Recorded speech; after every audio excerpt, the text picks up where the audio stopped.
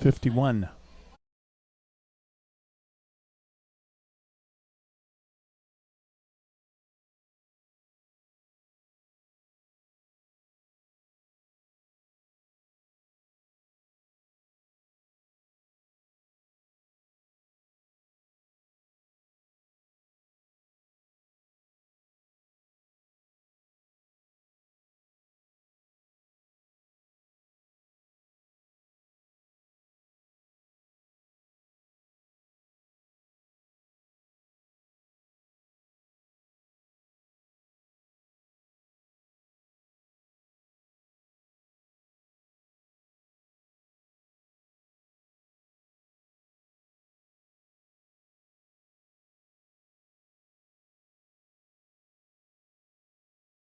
Mm-hmm.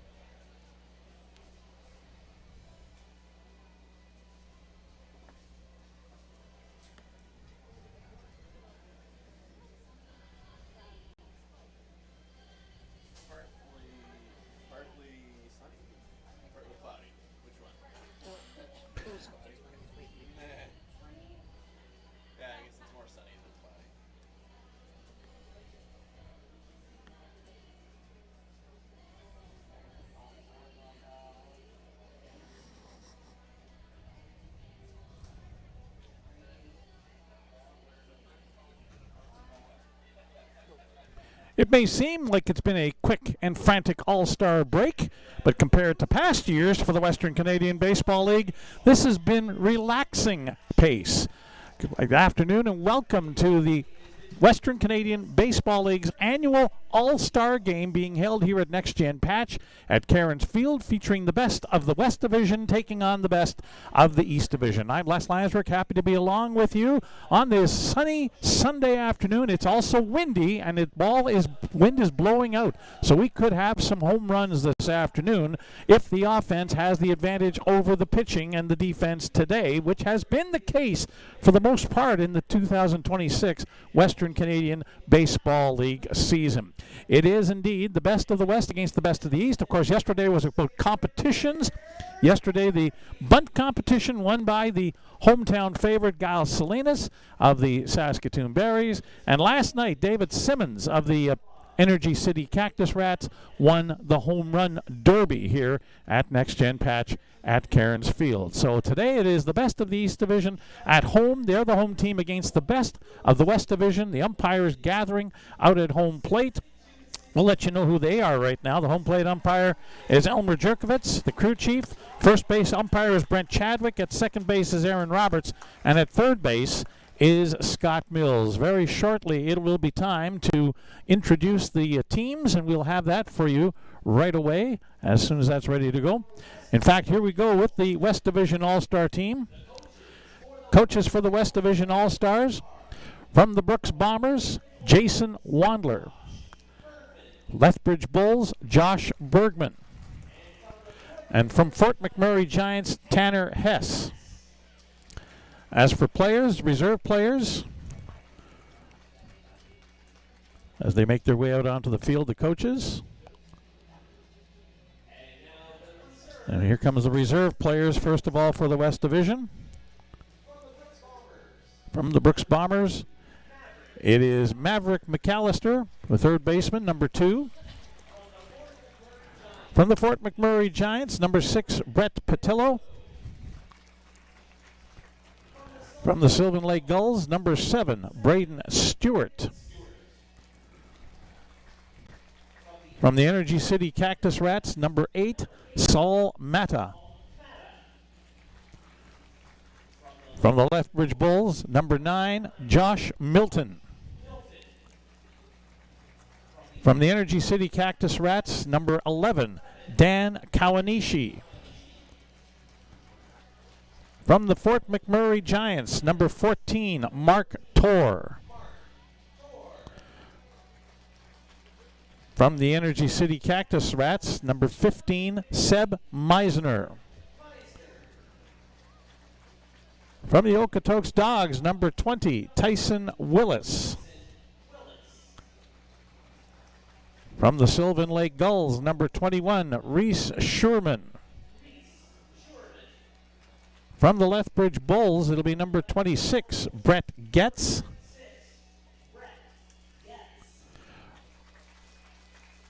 From the Brooks Bombers, number 27, Aiden Maxwell. Also from the Brooks Bombers, number 29, Ben Simmons. From the Fort McMurray Giants, number 30, Braden Schneider. From the Okotoks Dogs, number 31, Jaden Lusk. From the Brooks Bombers, number 32, Owen Fernandez. From the Lethbridge Bulls, number 36, Lucas Wynn. From the Okotoks Dogs, number 41, Brody Forno. From the Brooks Bombers, number 47, Asahi Nakano. And from the Fort McMurray Giants, number 55, Marcus Arocho. The head coach for the Sylvan Lake Gulls for this West Division team for the All-Star game is Andrew Parks from the Sylvan Lake Gulls. And your starting lineup, leading off and playing shortstop from the Lethbridge Bulls, number 25, Jack Wheatley. Not wearing his cap. Batting second also from the Lethbridge Bulls, left fielder number 13, Callum Haney.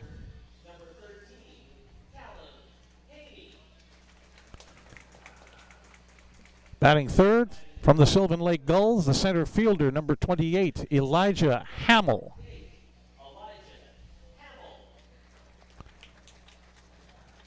The cleanup hitter from the Okotoks Dogs is the right fielder number 39, Cal Gates.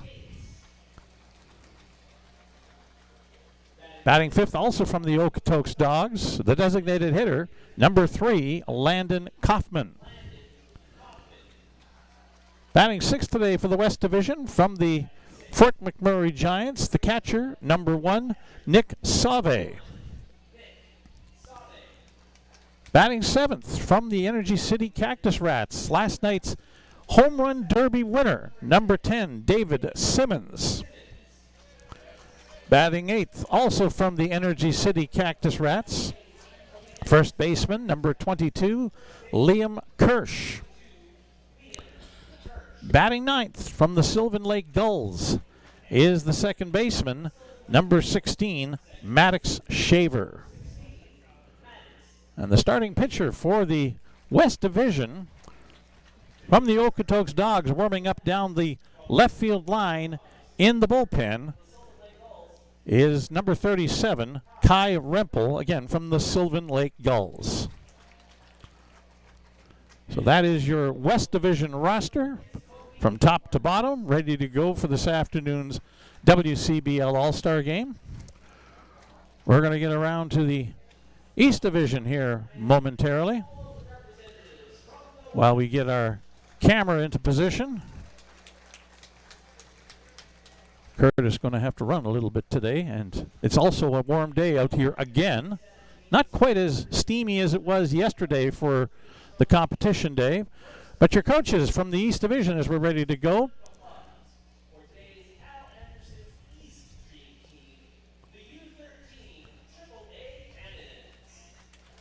We'll get to that here momentarily.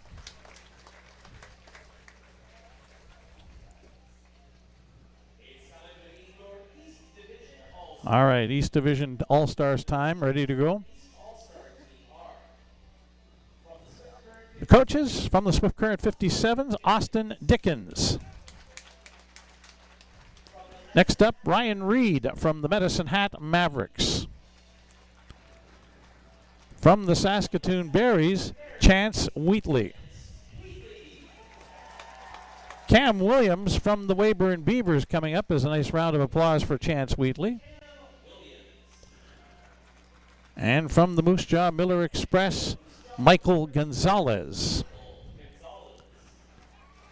Reserve players for the East Division, who are the home team today. First of all, from the Medicine Hat Mavericks, it'll be number 1, Carter Roth.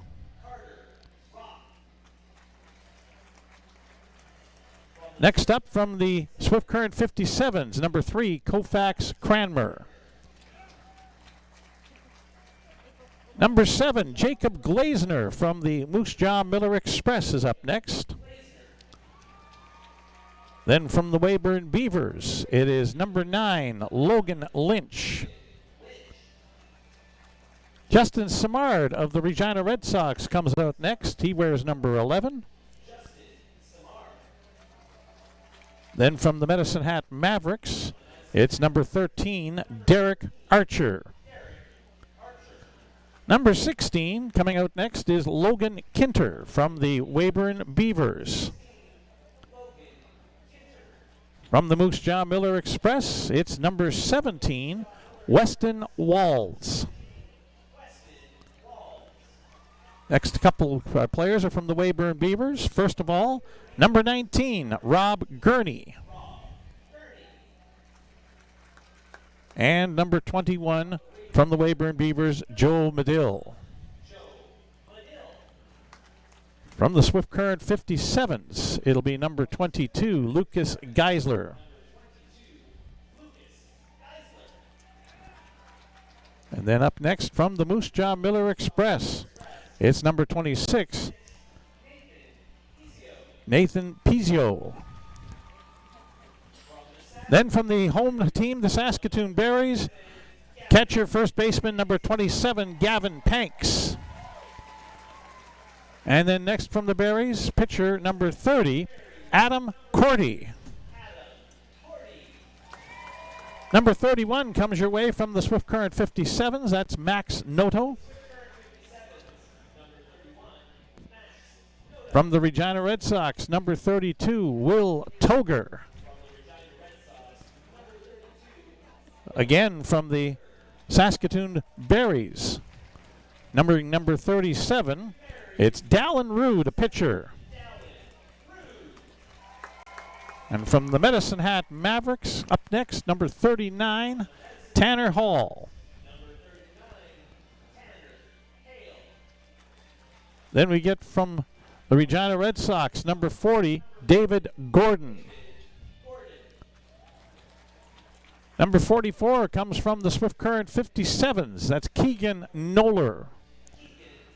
And the last of the reserves for the East Division, from the Moose Jaw Miller Express, number 47, Australian William Edwards.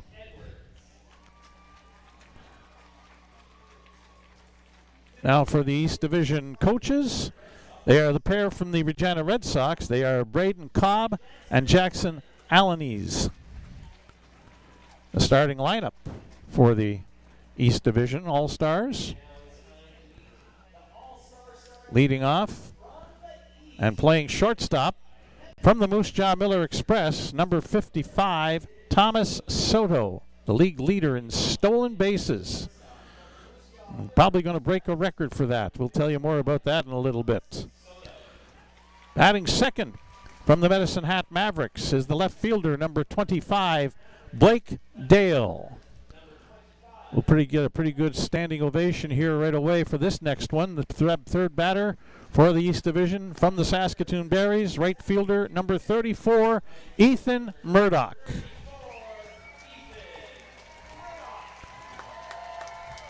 Murdoch finished runner-up in the home run derby last night. Cleanup batter from the Regina Red Sox, the designated hitter number 2, Brady Bye. Bye, of course, last year, the WCBL playoff MVP. Batting sixth out of the Swift Current 57s is third baseman, number 33, Jake Hiramoto, who is currently the league leader in home runs with 14. Batting sixth from the Weyburn Beavers, the first baseman, number 6, veteran Braden Mayencourt. Another popular one coming up here now, batting 7th from the Saskatoon Berries, the second baseman, number 10, Guile Salinas. And he'll get a roar from the crowd here at Next Gen Patch at Cairns Field. He is easily the fan favorite here in Saskatoon. Batting 8th will be from the Moose Jaw Miller Express, number 20, the center fielder, Chris Franks. And the number 9 hitter is the catcher from the Medicine Hat Mavericks, number 28, Nate King. And then your starting pitcher for today's game for the East Division, from the Regina Red Sox, wearing number 5, it's Keegan Baker. Those are your lineups for both teams. The East Division, the home teams, is the home team, I should say, wearing the lime green jerseys with the pink numbers.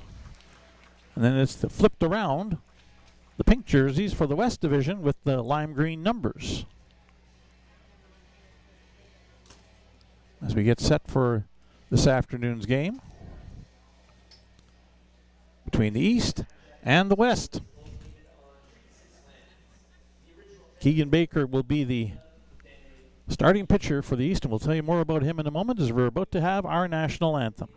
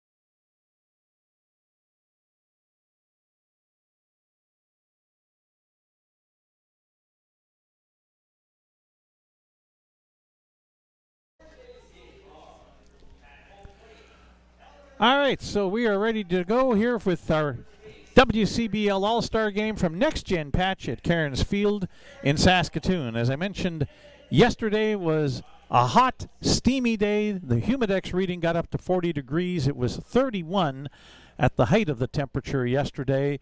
Not a lot of wind, though, out of the southeast. Today, it's a little bit different story wind-wise. West-southwest at 41, gusting to 55 kilometers per hour, and west-southwest means it's going from behind home plate directly out straight ahead to center field. So any ball hit in the air today could have a chance to get out, especially if it's well tagged. 23 degrees Celsius, the temperature under mostly cloudy skies. 23 degrees Celsius is 73 Fahrenheit for the benefit of those who are viewing our FloCollege telecast of the All-Star Game that are residing in the United States, where you still use Fahrenheit, not Celsius. And of course, 55 kilometers per hour is not the imperial measurement. You're looking for miles per hour. You're probably looking at around 40 miles per hour. So it's pretty decent wind out here today. As the meeting and the exchange of the lineups at home plate, Andrew Parks, the head coach of the Sylvan Lake Gulls in the West Division today, along with Braden Cobb, who's the new head coach of the Regina Red Sox, along with assistant Jackson Alanese. And they are the guys behind what's happening with the East Division today. Our umpires, the home plate umpire is Elmer Jerkovitz. He is the crew chief First base, it's Brent Chadwick. At second base, Aaron Robert. And at third base, Scott Mills. For the All-Star game, we have a 4-man umpiring crew. Starting pitcher for the East Division will be Keegan Baker for the Regina Red Sox. Keegan Baker comes into the All-Star break with a record of 3 wins and 2 losses with the Regina Red Sox, a 7.53 earned run average, but he has 48 strikeouts, which is the 5th most of any pitcher in the Western Canadian Baseball League. Let's tell you a little bit more about Keegan Baker's season. He's pitched 34 2/3 innings. He's allowed 44 hits, 31 runs, 29 of them earned. Like I mentioned, 48 strikeouts and 16 walks. Keegan Baker from Hara, Oklahoma. 6'1", 215-pound right-hander. Attends Southwestern Oklahoma State University. As he'll complete his warm-up tosses. Let's take a look at the defensive alignment for the East Division. In the outfield, in right field, it'll be Ethan Murdoch from the Saskatoon Berries. In center field will be Chris Franks of the Moose Jaw Miller Express. Blake Dale of the Medicine Hat Mavericks is in left field. In the infield, from left to right, Jake Hiramoto of the Swift Current 57s is at third base. Thomas Soto of the Moose Jaw Miller Express at shortstop. Saskatoon Berries' Giles Salinas is at second base. And the first baseman is Weyburn Beavers' Braden Mayencourt. Nate King of the Medicine Hat Mavericks is the catcher, and again, Keegan Baker of the Regina Red Sox is the pitcher. And we're moments away from the opening pitch today. Jack Wheatley of the Lethbridge Bulls will lead it off. Then it'll be his Bulls teammate Callum Haney and Elijah Hamill of the Sylvan Lake Gulls batting third.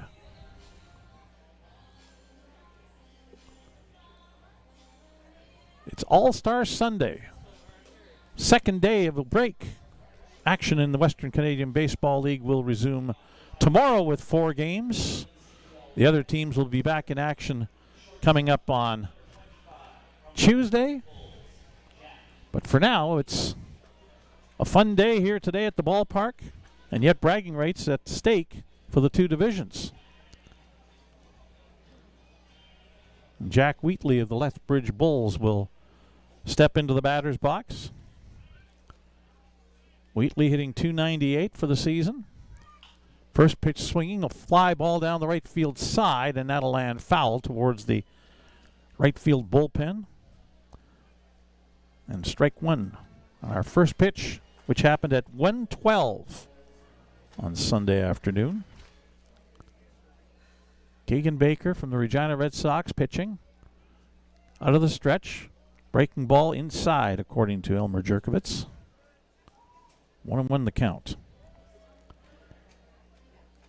Jack Wheatley, 25 hits in 84 at-bats to get to that .298. Couple of home runs and 11 runs batted in. He'll foul a pitch back to the screen. 1 ball, 2 strikes.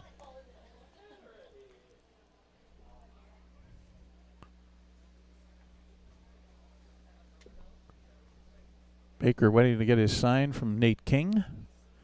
All-Star games are always interesting. You don't get into too much depth with that. Called strike 3 on the outside corner. 1 away. Home plate umpire Jerkovitz brings up Wheatley, and it'll bring up from the Lethbridge Bulls, Callum Haney. He's playing left field today. Haney is in his 5th and final year in the Western Canadian Baseball League. He missed last season. Took the year off. Left-handed hitter. Big high fly ball popped up in behind second base. Coming on, and making the catch is Cal Franks of the Moose Jaw Miller Express. And quickly we have 2 away. So now center fielder Elijah Hamill of the Swift Current 57s, or sorry, Sylvan Lake Gulls coming up. It's SL, not SC. Hamill hitting .330. 29 hits and 88 at-bats, 7 home runs, 18 runs batted in for the left-handed hitter. There's a called strike on the outside corner.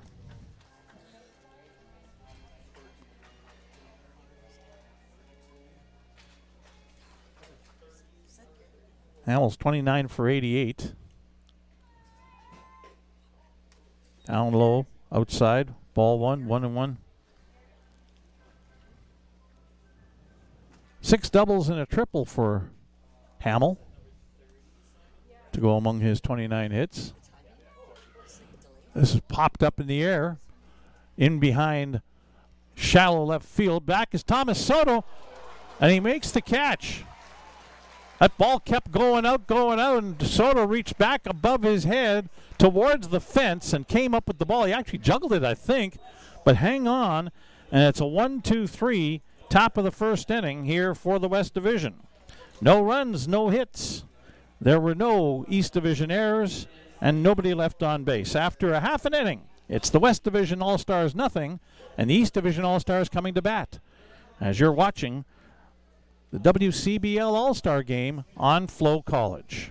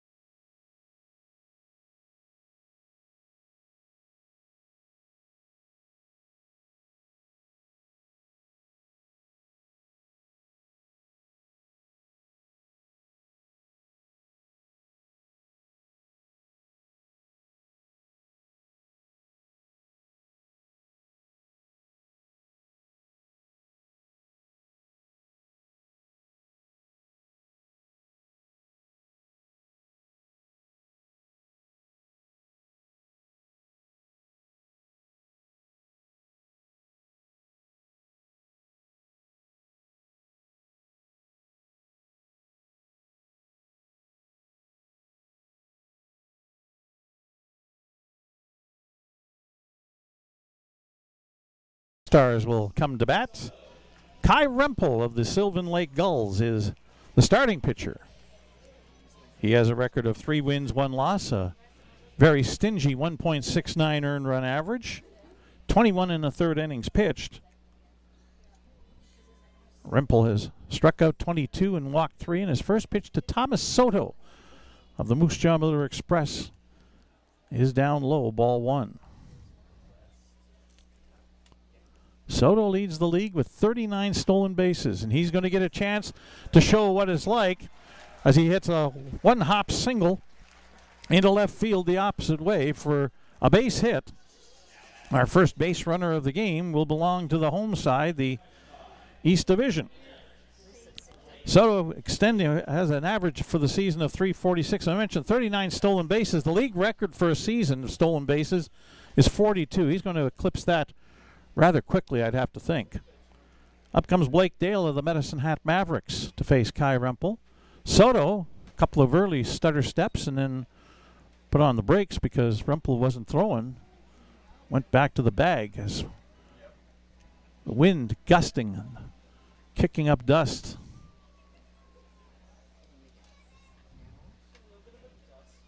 Rempel. Pitch outside. It's 1-1. Blake Dale hitting .261, 48 hits and 184 at-bats. 7 home runs, 39 runs batted in. In the top 10 in several league categories. Big swing and a miss at a fastball, 1-2.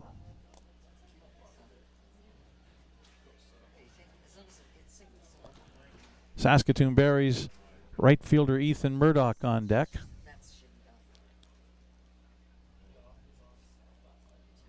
1-2 pitch is called strike 3 on Blake Dale.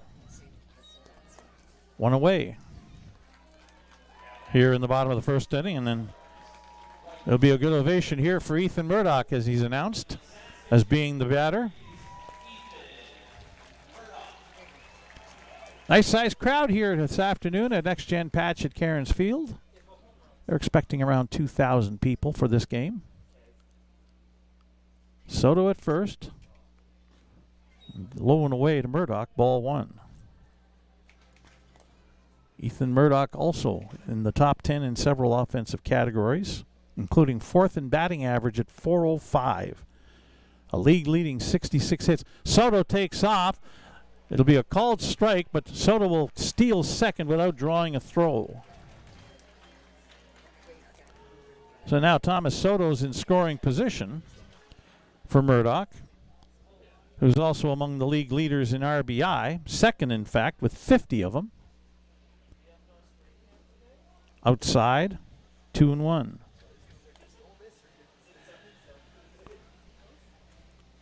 Wind kicks up in gusts. Got pitchers warming up in both bullpens. Pitchers essentially are going to go one inning, so there'll be changes throughout the day. Low and away taken by Murdoch. 3-1 the count. Designated hitter Brady Bye from the Regina Red Sox on deck. Soto dancing around off second. 3-1 pitch is outside, ball four. Murdoch draws a walk. There's two men on now for Brady Bye. Bye hitting .318, 50 hits and 157 at-bats, 10 home runs, which is tied for fourth in the league, 47 runs batted in, which is third in the WCBL. And again, last year's league playoff MVP when the Red Sox won the championship. Kai Rempel's first pitch inside, ball one.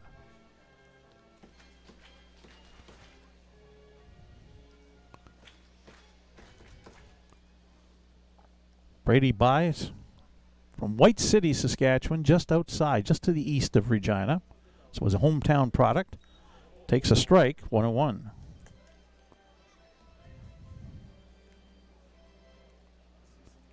Bye has played a lot of third base for Regina this year. He was a catcher most of last season. Can play some first base. DH is a fair amount. Low and inside, 2-1 from Kai Rempel.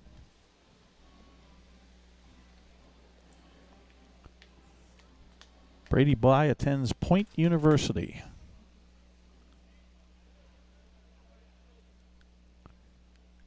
Two men on, one out, 2-1 pitch.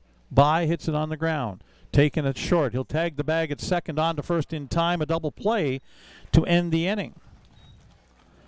For the East Division in the bottom of the first inning, no runs on one hit. There were no West Division errors and one runner left on base. After an inning, we are scoreless between the West Division and the East Division as you're watching Barrie's baseball, or you're watching the WCBL All-Star Game on FloCollege.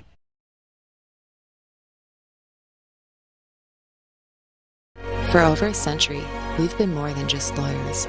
We're your neighbors, your friends, and your strongest advocates. With 15 locations across the prairies, we're everywhere you are. Stringham, your local lawyers.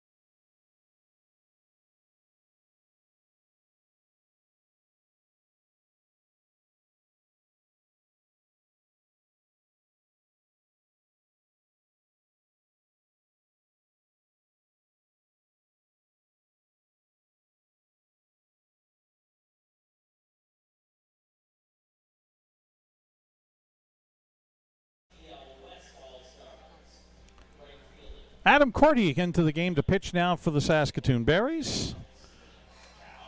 One inning perfect for starter Keegan Baker of the Regina Red Sox. Cordy in now. He'll face the middle third of the West Division order for the first time. They'll get up today.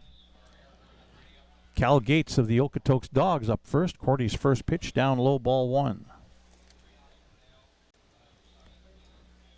Cordy has a 3-0 record and a 4.28 earned run average. Munster, Saskatchewan product, pitches 27 in the third inning so far. Gates fouls that back onto the screen. 1-1.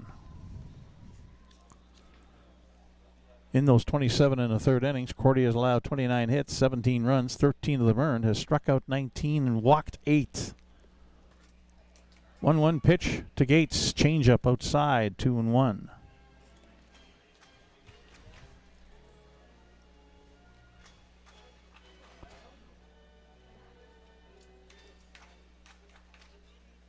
Cordy set to deliver to Gates again. 2-1 pitch. Fouled off again. This one will go out of play and into the parking lot in behind the third base bleachers. 2-2 the count. Cal Gates hitting .429. He leads the league in batting average. 42 hits and 98 at bats. Outside, good eye from Gates. That was close. Full count on that changeup. Gates is also second in the league in stolen bases with 26. 2 home runs, 23 runs batted in for Cal Gates. That's a called strike on the inside corner, and he strikes him out. Gates didn't like the call, but Elmer Jerkovich, the home plate umpire, rings him up, and there's one away. Brings up Landon Kaufman of the Okotoks Dogs. Designated hitter. 7th in the league in batting average with a .390. 46 hits and 118 at-bats for Kaufman. First pitch is high and away, ball one.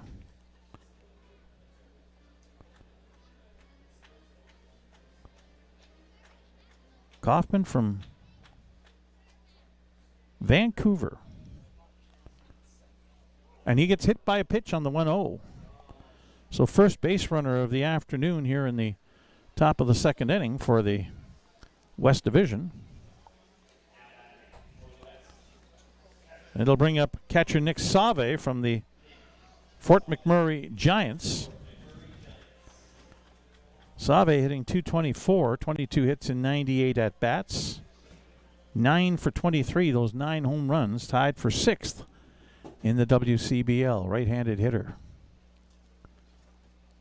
Kaufman, the runner on first. Ball hit up the middle.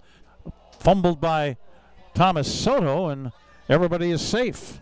And it'll be an error on the shortstop Soto. So a hit batsman and an error puts 2 men on for the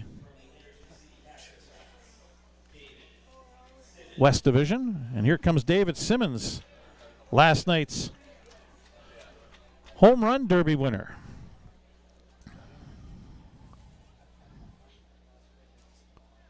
Simmons with 5 home runs in the opening round, 6 in the second round. Won the title. Big swing and a miss at the first pitch, strike one.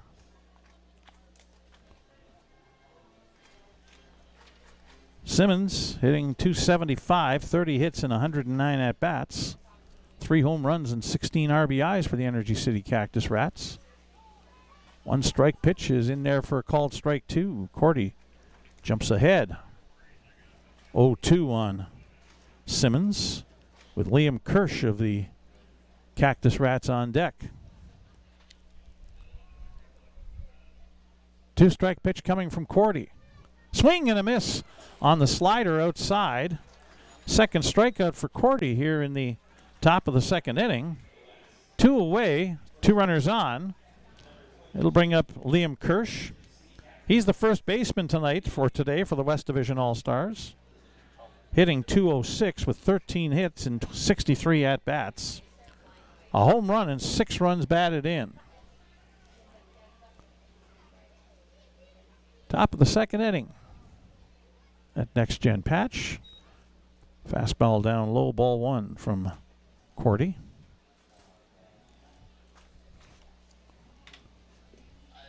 We'll get a new pitcher into the ball game in the bottom of the second inning, I'm fairly certain, for the West Division.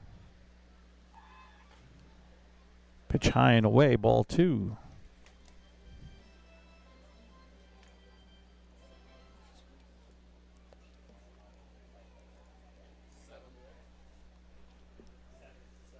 That should be Braden Stewart from Sylvan Lake Gulls who will be coming in next inning. Fouled off towards the third base West Division dugout by Liam Kirsch. 2 balls, 1 strike.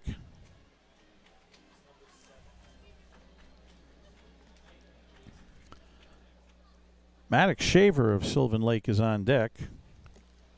Should Kirsch get on. The 2-1 pitch from Cordy is on the ground. Backhanded by Soto. Long throw to first, and in time. Thomas Soto more than makes up for the error by getting to that ball in the hole and throwing a one-hopper across the diamond from deep in the hole at shortstop, picked at first base by Braden Mayencourt. So the West Division gets a couple on, but come up empty. No runs, no hits.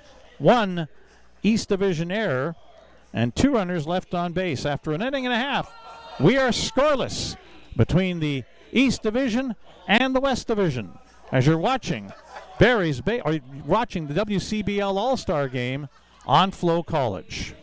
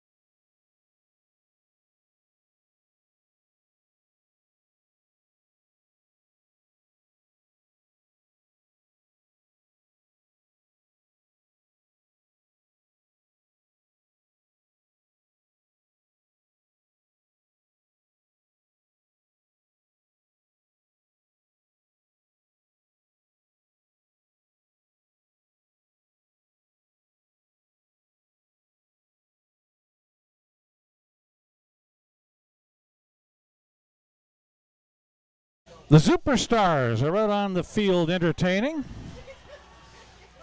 They've got Kevin Durant-Eater out there. And they're going to give home plate umpire Elmer Jerkovitz a little bit of a problem. Harry Canary is out there as well. Nomar Garcia Parrott. The 3 Superstars, and well, they ran into each other and have fallen down. They'll have to pick themselves up and get themselves off the field as we're about to start the bottom of the second inning. New pitcher in for the Sylvan Lake Gulls. It's Braden Stewart coming into the game.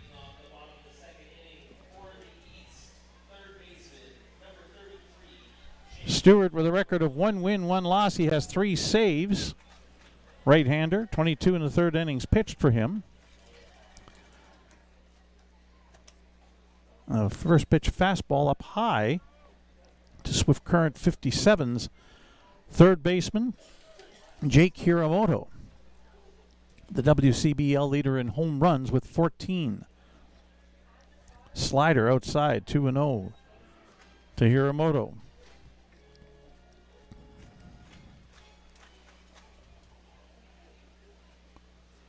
Stewart's 2-0 pitch, kicks and delivers. Foul back to the screen by Hiramoto, 2-1.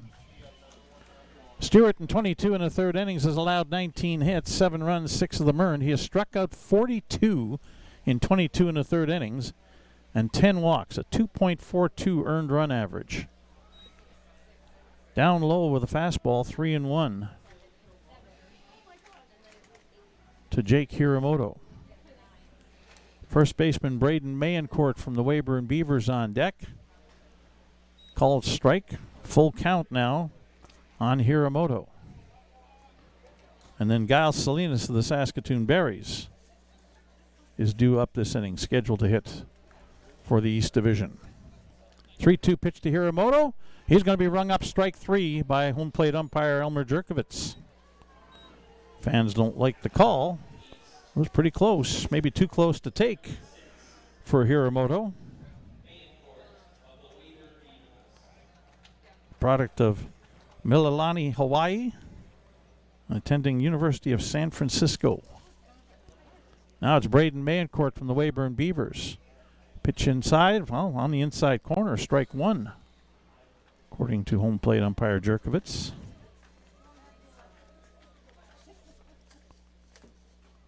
Foul tip at the plate, 2 strikes. Mayencourt's played mostly first base this year. Been a catcher in the past. His younger brother Owen is handling most of the catching duties along with Rob Gurney in Weyburn. 2-strike pitch to Mayencourt. Outs high and away, ball 1. 1-2 the count. Mayencourt hitting .281 for the Beavers. Change up, stays up high, 2-2. 36 hits and 128 at-bats for Mayencourt. 4 home runs, 19 runs batted in. 2-2 pitch is inside. Mayencourt spins out of the way. That was closer than what Mayencourt made it look like, but he gets the call for ball 3, and it's a full count. With 1 away here in the bottom of the 2nd inning of the WCBL All-Star Game. We welcome you aboard on FloCollege on a Sunday. 3-2 pitch is called strike 3 at the knees. Back-to-back Ks for second pitcher of the day for the West Division, Braden Stewart of the Sylvan Lake Gulls.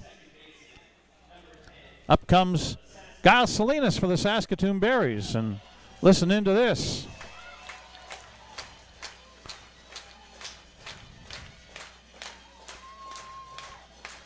The mariachi music plays. The fans clap and stomp and get into it for the hometown second baseman from Quintahara, Mexico. First pitch high and away, ball 1. Salinas hitting .400 right on the button. 5th in the league in batting average. That one's down low, 2-0. Salinas with 62 hits and 155 at-bats. 2 home runs and 39 runs batted in. 2-0 pitch is a called strike. 2-1.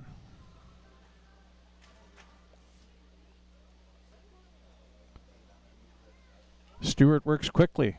2-1 pitch swung on, fouled off at the plate. 2-2.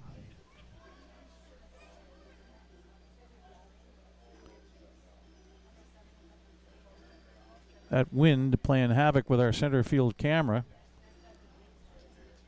Buffing it about. Not a lot we can do about that.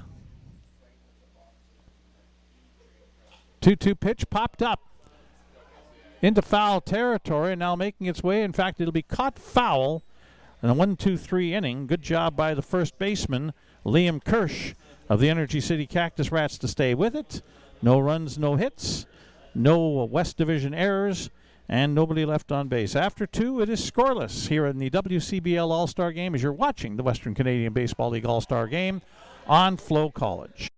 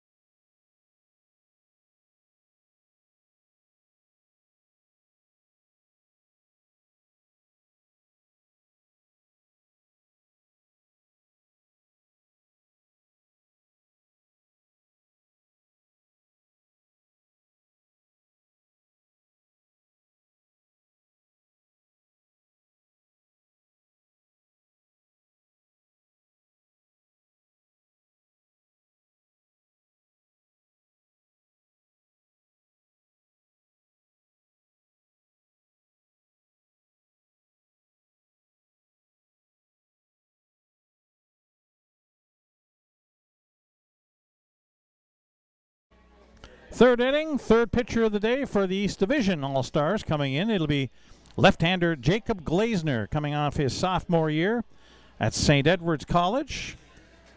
Product of Apache Junction, Arizona, 6'2", 185-pounder. Jacob Glazner has pitched 48 2/3 innings already this year for Moose Jaw. That would have to be among the league leaders in that department. Done a little bit of both, starting and relieving. 10 appearances for Glazner to get those 48 2/3 innings. He has a 7-2 record, a 6.66 earned run average. Has allowed 60 hits in 48 2/3 innings. 39 runs, 36 of them earned. He has struck out 57 and walked 9. Jacob Glazner. His first pitch swung on and missed by Maddox Shaver, the second baseman representing the Sylvan Lake Gulls. Strike one. Shaver hitting .326, 31 hits in 95 at-bats. He's got 6 home runs and 19 runs batted in. And there's a curveball that hits Shaver in the front foot. So second straight inning, there's been a hit batsman of the West Division. And it'll go back to the top of the order for the West Division. It'll be Jack Wheatley of the Lethbridge Bulls, who struck out his first time up, facing the starting pitcher, Keegan Butler from the Regina Red Sox. Now facing Jacob Glazner. First pitch swinging. Eats up Salinas. He's got only one play to first base because of that. And will throw out Jack Wheatley. As getting to second base is Maddox Shaver. One away. Runner in scoring position. It'll bring up Callum Haney, the left fielder. First pitch swinging flew out to center field his first time up. Haney hits .343, 46 hits in 134 at-bats for the Bulls. 4 home runs, 30 runs batted in.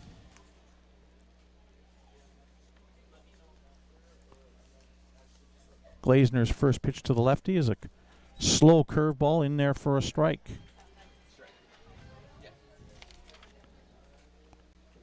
Haney, 5'11", 180, a Lethbridge product, finishing off his senior year at the University of Marion, Bismarck, North Dakota. Fastball on the outside corner from Glazner, strike 2.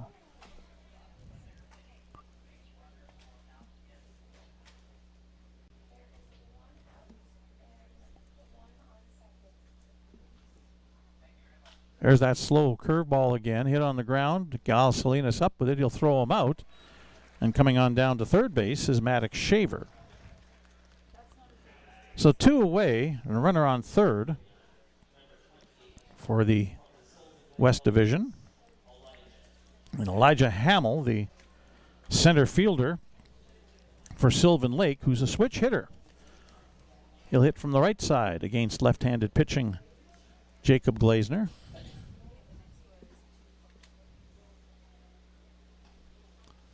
First pitch called strike.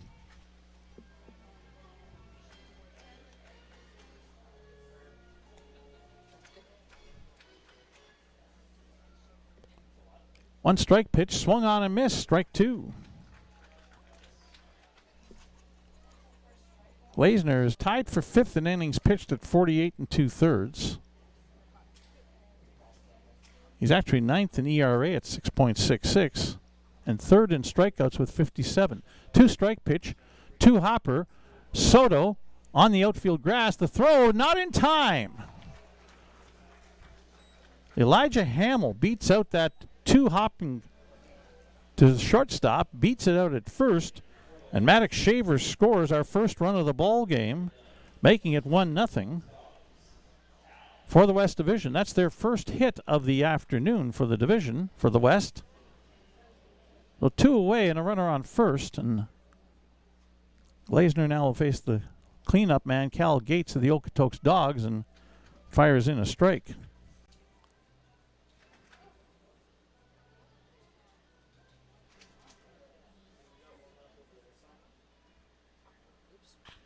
This one's on the ground.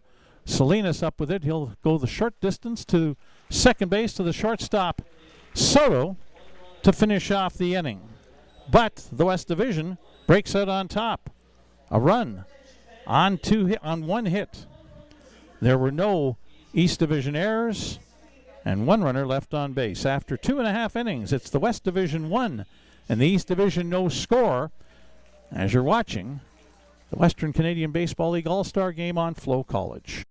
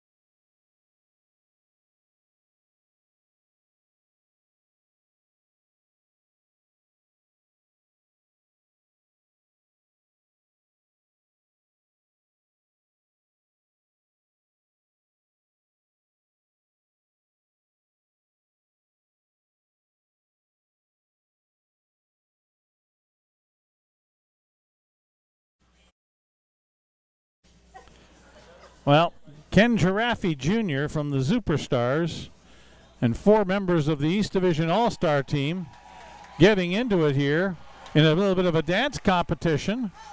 Uh-oh. And now it's morphed into wrestling. Whoa! Ken Giraffe Jr. just took a kick to the head. Ouch. But he's okay. He's up and ready to go. Gets a little violent out here. As we're into the bottom of the 3rd inning, Chris Franks of the Moose Jaw Miller Express, the number 8 hitter in the East Division lineup, will lead things off. Out for a 2nd inning for the West Division is Braden Stewart of the Sylvan Lake Gulls, the right-hander on the mound. First pitch upstairs, ball 1.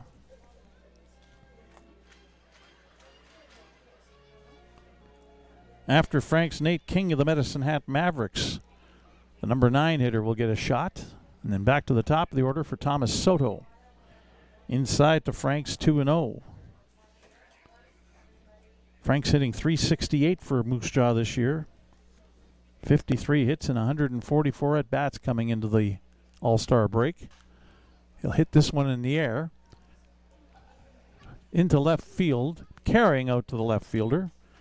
And making the catch is Callum Haney of the Lethbridge Bulls, 1 away.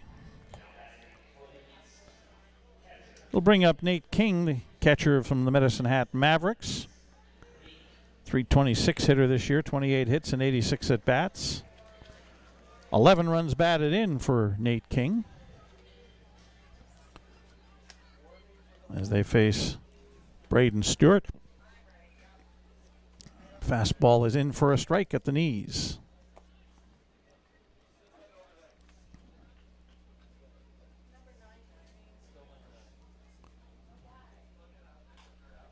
Fouled off onto the screen. 2 strikes on Nate King.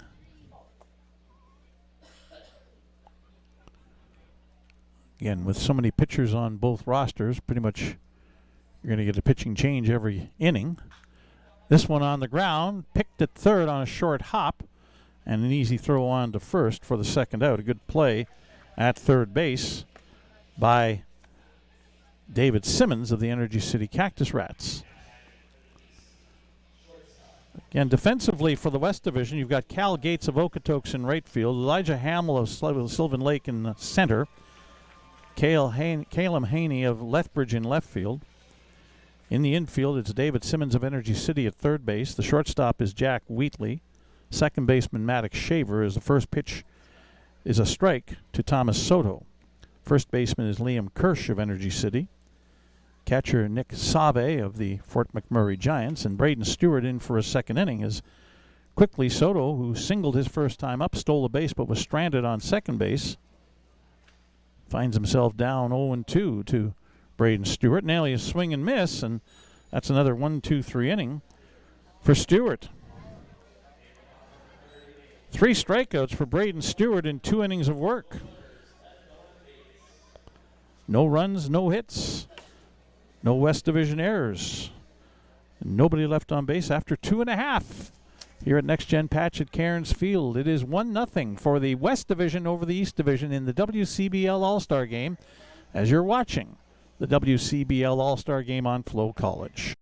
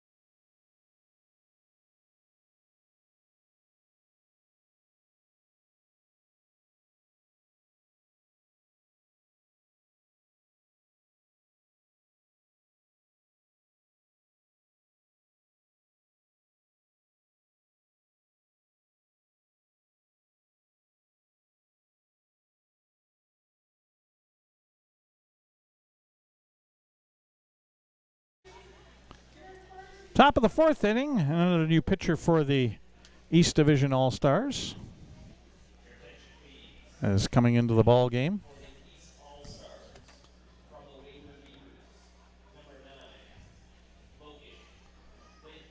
Logan Lynch of the Weyburn Beavers into the game. Right-hander.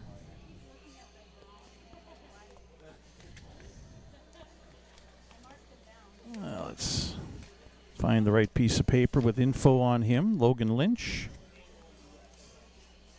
There we go. 6'1", 180-pound right-hander out of Cartersville, Georgia. Attends Reinhardt University in Georgia.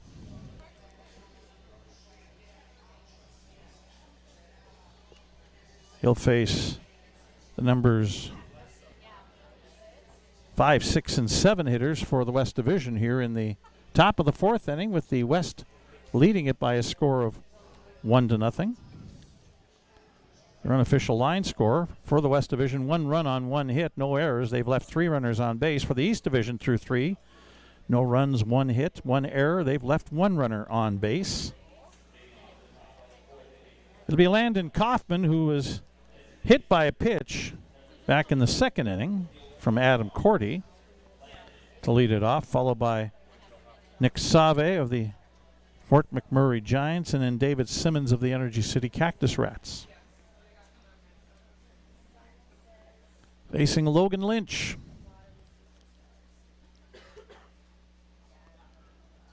Lynch kicks sidearm delivery, hit in the air to right field. It'll make its way over with the help of the wind to Ethan Murdoch.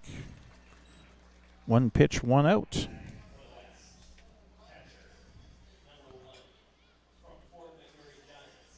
Nick Save comes up now.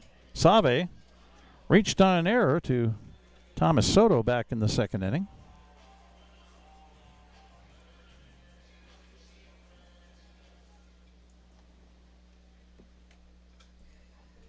Lynch set to deliver his first pitch of the at-bat.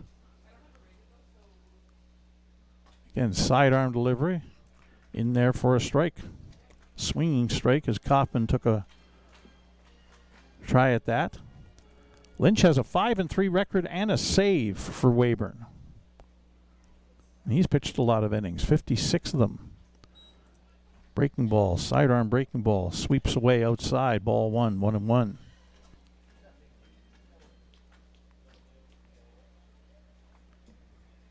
So Lynch has done both starting and relieving. 11 appearances on the year. Swing and a miss, strike two, 1-2 the count on Landon Kaufman.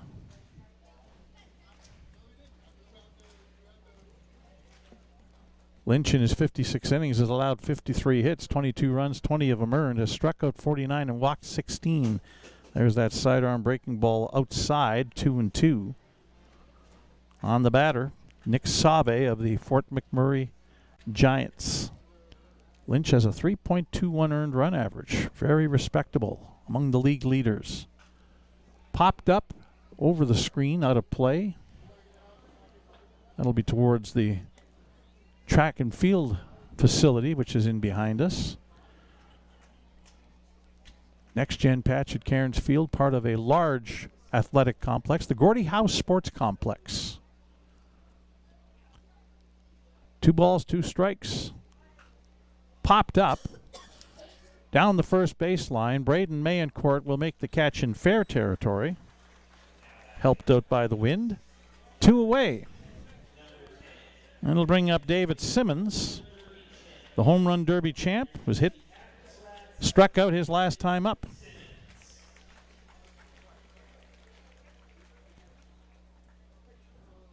Let's see, Lynch with those numbers probably in amongst the top 10 for a lot of categories, although the league stats only show 3 of them. First pitch is a called strike on the inside corner to David Simmons. Lynch is second in innings pitched in the league to Weston Walls of Moose Jaw, 56 innings. Upstairs, ball 1, 1-1.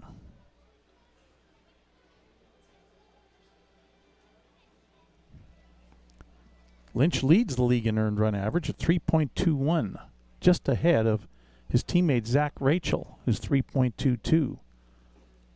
Breaking ball outside, 2-1 to David Simmons. And Lynch, with 49 strikeouts on the year, is 4th in the league in that department. So big-time right-hander for the Weyburn Beavers as they try and catch a playoff spot. This one's looped in the air into center field, coming on but not getting there in time is Chris Franks. The ball gets by him, but Ethan Murdoch backing up will hold David Simmons to that bloop single. So a 2-out hit for the West Division All-Stars, their second hit of the afternoon. And we'll bring up the number 8 hitter, Liam Kirsch of the Energy City Cactus Rats, who grounded out to shortstop Soto back in the second inning.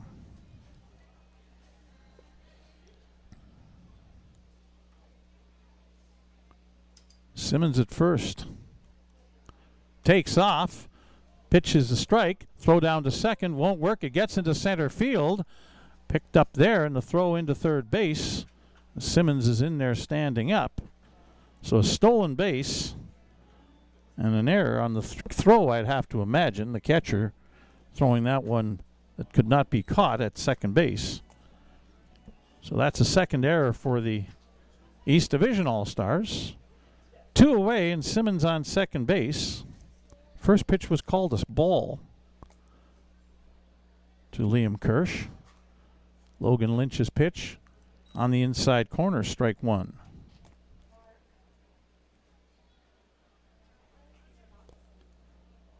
Maddox Shaver of Sylvan Lake hoping to get an opportunity here in the top of the 4th inning for the West Division. They look to expand their lead. Foul back to the screen. 1 ball, 2 strikes. Logan Lynch also a strike away from getting out of the inning unscathed. East Division All-Stars, the home team. West Division All-Stars, the visitors. 1 ball, 2 strikes. Down low, 2-2.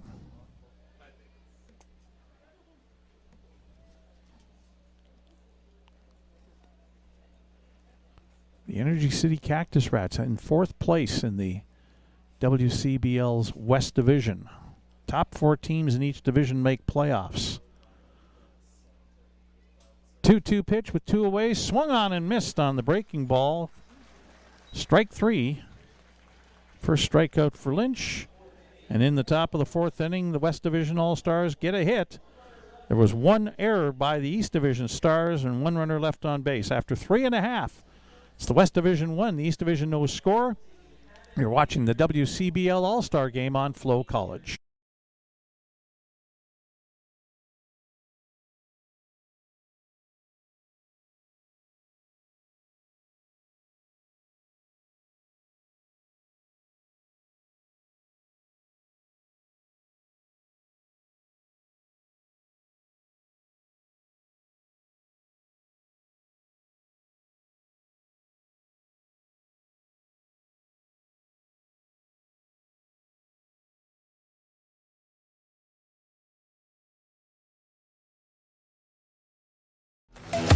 The live sports experience is changing. Teams and facilities are under pressure to provide online and in-venue entertainment. IKS Live has the right team to deliver. We provide service across North America and produce the best fan experience, in the seats or streaming to you.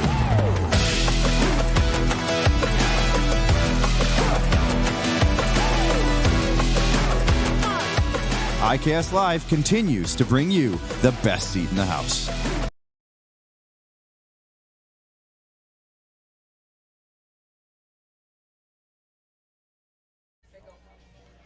Bottom of the fourth inning coming up here. So we have a pitching change with the West Division. Looks like Owen Fernandez, and it is Owen Fernandez of the Brooks Bombers coming in for the West Division. Fernandez pitches. He also plays some first base for the Bombers. Saw both when the Bombers visited Saskatoon back in June. Fernandez is a good-sized kid. First pitch swung on and missed by Blake Dale of the Medicine Hat Mavericks. Dale struck out in the first inning as well for the East Division. Takes a pitch inside, ball one.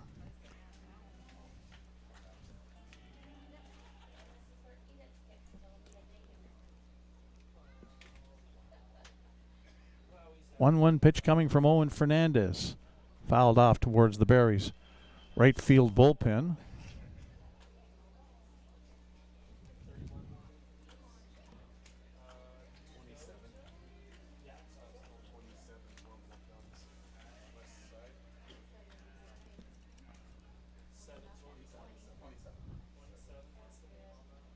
Here's Fernandez with a 1-2 pitch upcoming to Blake Dale. He'll hold off on that swing. 2-2 the count.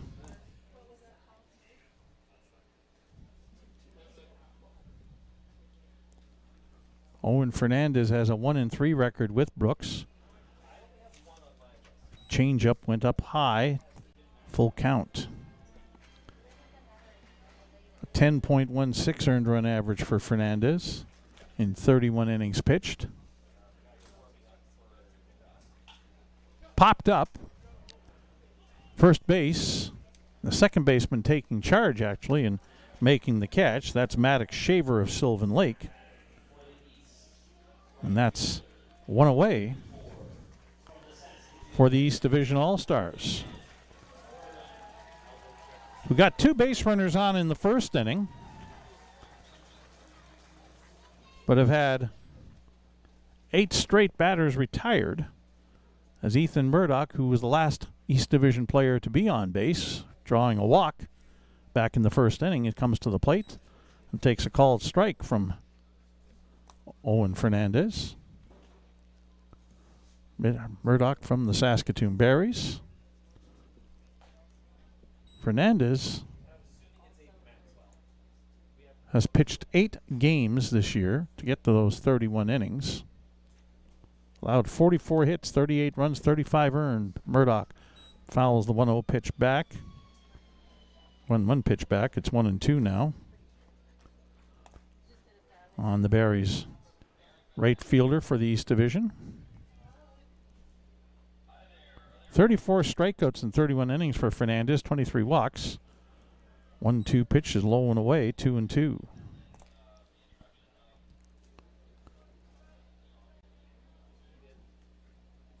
Murdoch leads the WCBL in hits with 66. Low, ball 3, full count. On the Barries right fielder, Brady By, the DH from the Regina Red Sox on deck.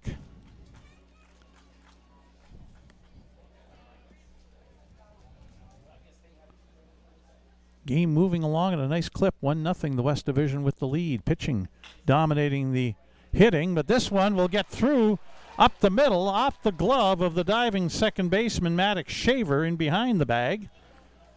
And a base hit for Murdoch, the second hit of the afternoon for the East Division. A 1-out single. It'll bring up Brady By, the DH for the Regina Red Sox, who has 157 at-bats, which is tied for the 8th most. You don't get many days off for the Regina Red Sox. Look out, that one's fouled into the seats in the third baseline.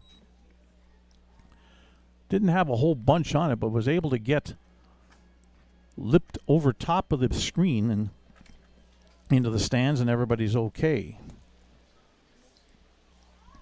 One strike on By. Ethan Murdoch with a big secondary lead. The pitch down low, 1-1.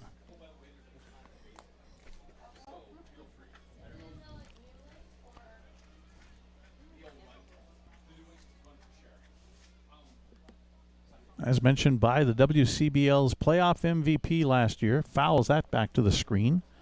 Took a big cut at that from the left-hand batter's box. 1-2 the count.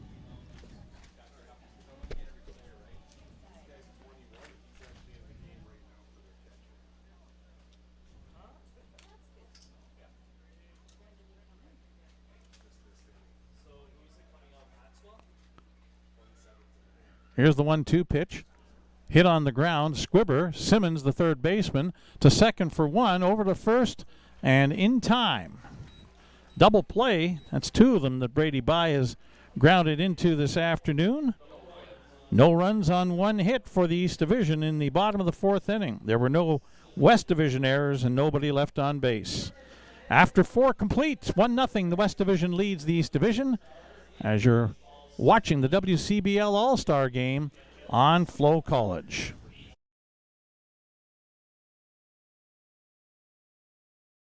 For more than 25 years, we've been there, helping Canadians find the extra space they need to grow and to create new memories. Access Storage. Try 4 weeks free. Details at accessstorage.ca.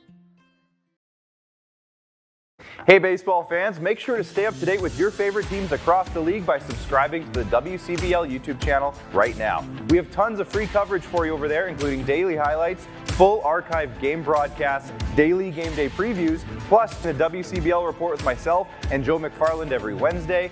It's all in one spot, the WCBL YouTube channel. Subscribe today.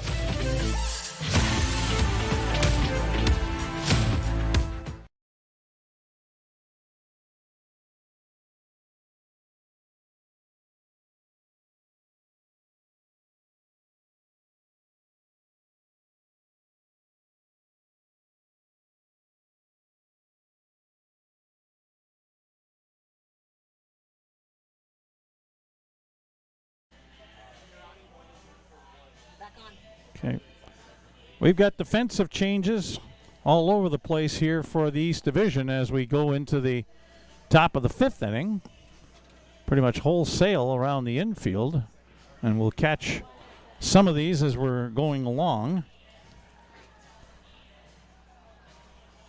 Basically, there's all over the place a change.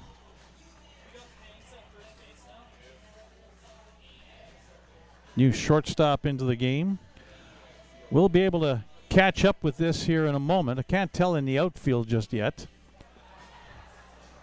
But as we bring up the East Division lineup, into the game to catch is Rob Gurney from the Weyburn Beavers, taking over for Nate King. into the game at shortstop.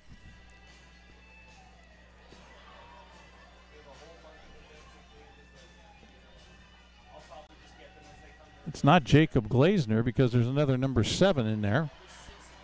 But I believe that might be number 1, Carter Roth.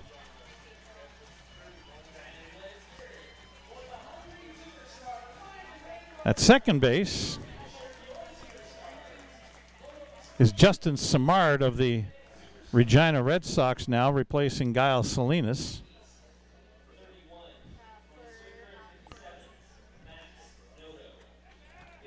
And Max Noto is the new pitcher into the game for the East Division. Max Noto from the Swift Current 57's in. Top of the 5th inning, it'll be the number 9 hitter for the West Division, Maddox Shaver, who was hit by pitch and scored the only run in this game back in the 3rd inning. Noto's first pitch up high, ball 1.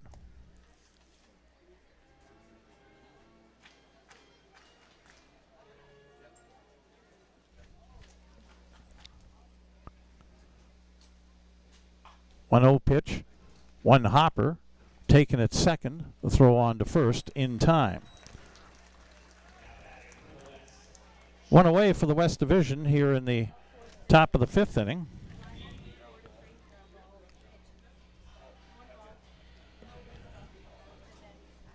That was the second baseman just into the game, Justin Simard, throwing him out. The new first baseman is Gavin Panks of the Saskatoon Berries. And now we've got another pitching change coming up for the East Division.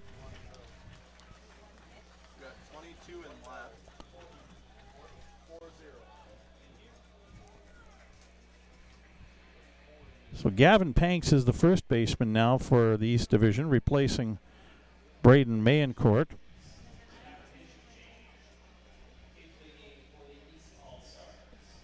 And a new pitcher coming into the game.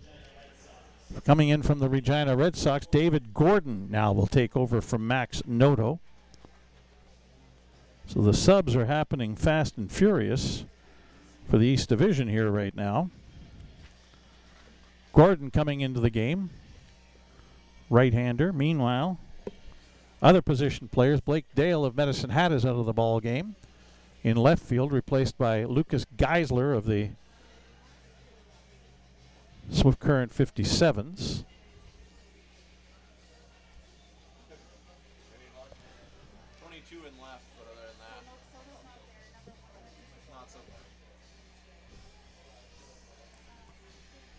As the infielders gather around, nobody's showing off their numbers. There's part of the problem. You can't see. The numbers are on the backs, and you can't see, but I believe the new shortstop is Carter Roth, number 1, from the Medicine Hat Mavericks, taking over from Thomas Soto.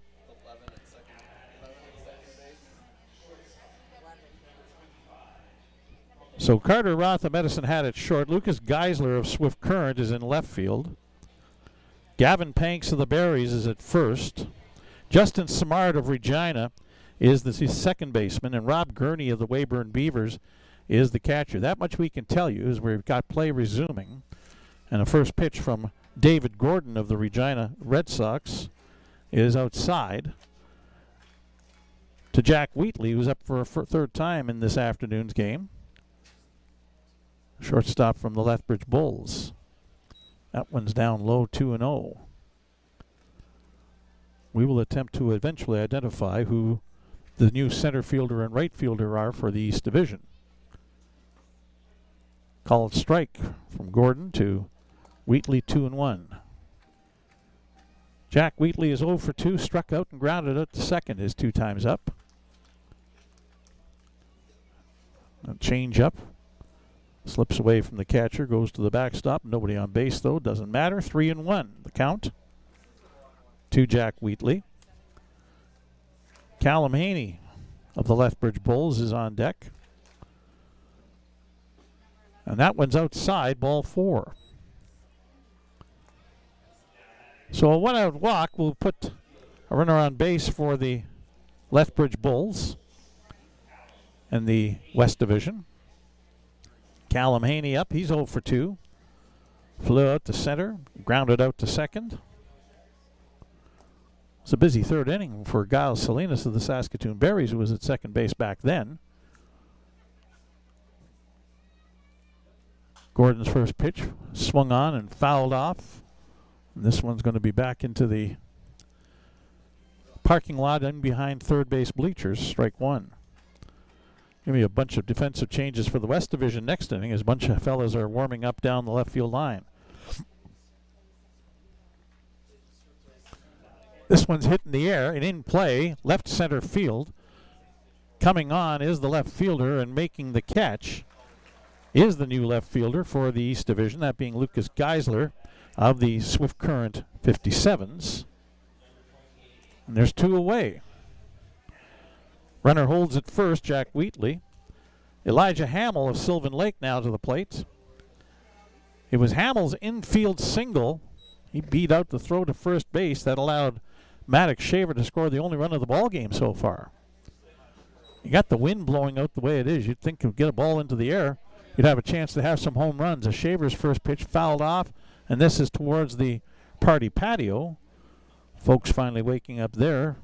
Ball just about hit into there, but didn't quite. Strike one.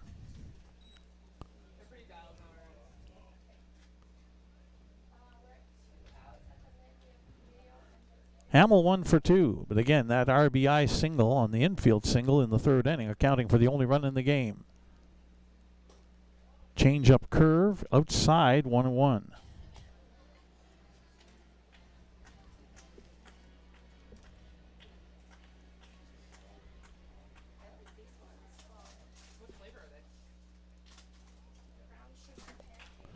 Hard hit, but foul of first base, 1-2.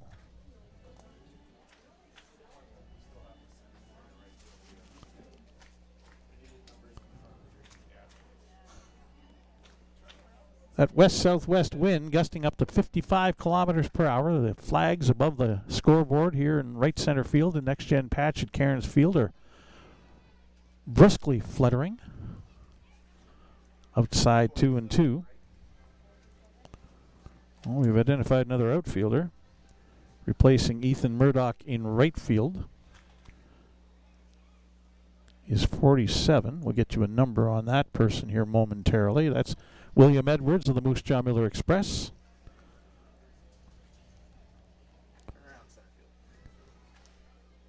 Full count now on Elijah Hamill.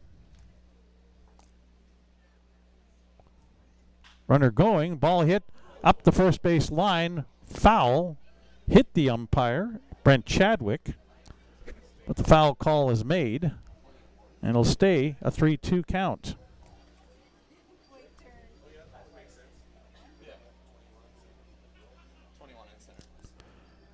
That leaves, by process of elimination in center field in place of Chris Franks, Joe Medill of the Weyburn Beavers.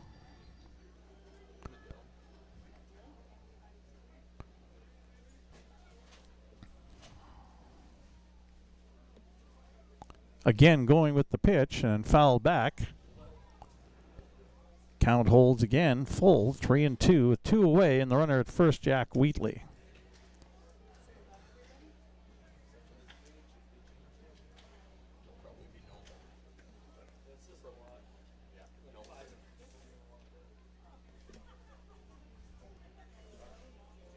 And that one's outside, ball 4.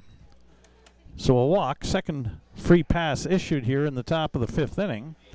Wheatley will move over to second. And up comes Cal Gates for the 3rd time. 0 for 2, struck out in the 2nd inning, bounced into a fielder's choice to end the top of the 3rd. David Gordon, the pitcher for the Regina Red Sox, in for the East Division here in the top of the 5th. First pitch swinging, look out into that party patio. Fouled off. Strike one.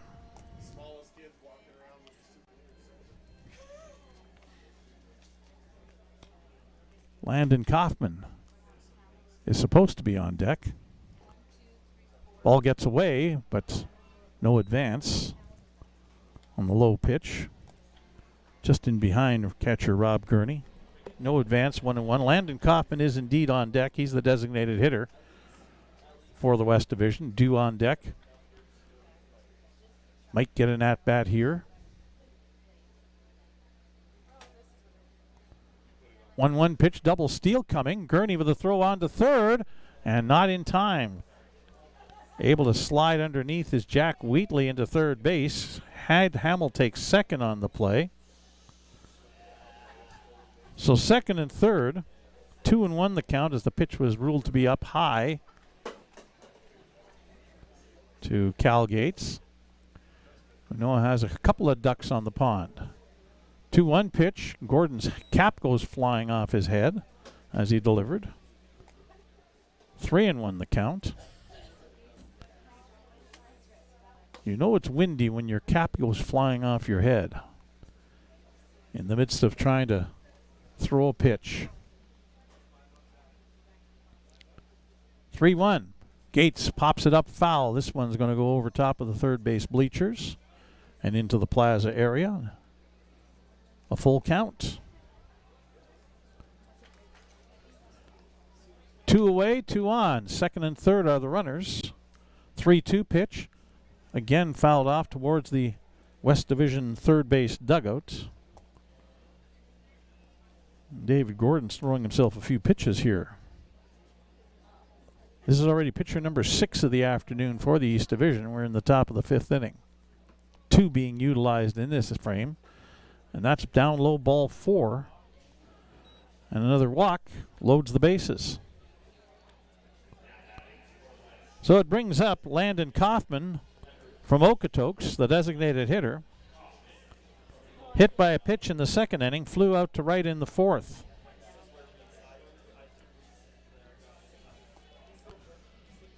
Nobody warming up down the right field line in the East Division bullpen. This is Gordon's third out to get. He fires it high and away, ball 1.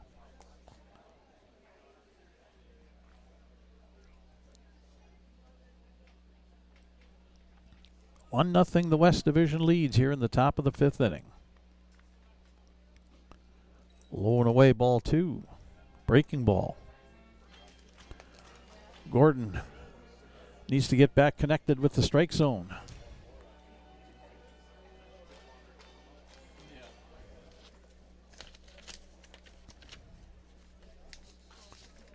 Popped up foul out of play. Gordon's a right-hander, 6'5", 240 pounds, out of La Mesa, California. Attends Arizona Christian University. 2-1 the count on Landon Kaufman. This one's well tagged into left field, but caught waist high by the left fielder Lucas Geisler of the Swift Current 57s coming on to end the inning. The bases were left full by the West Division without any hits, 3 walks, and after 4.5, it is West Division 1, the East Division no score as you're watching the WCBL All-Star Game on FloCollege.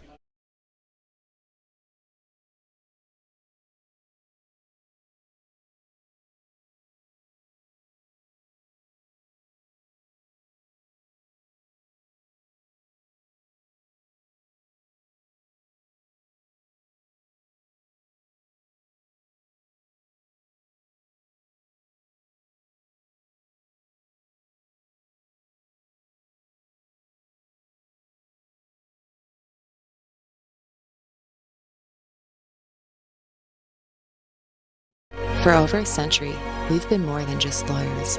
We're your neighbors, your friends, and your strongest advocates.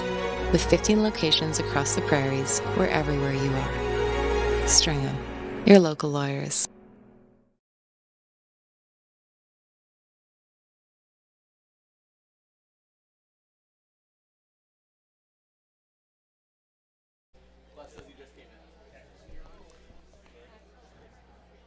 Bottom of the 5th inning. Aiden Maxwell coming into the ball game. From the Brooks Bombers to pitch, he'll be the fourth one into the ball game. Takes over from his teammate Owen Fernandez, who pitched in the last inning. New third baseman coming up for the East Division here in the bottom of the fifth inning will be Will Toger of the Regina Red Sox, making his first appearance at the plate. He came in defensively last inning.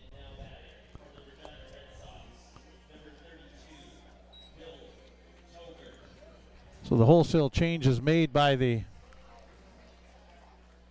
East Division in the field. Now those players are going to start coming to bat, and the first pitch to Toger is fouled off for a strike.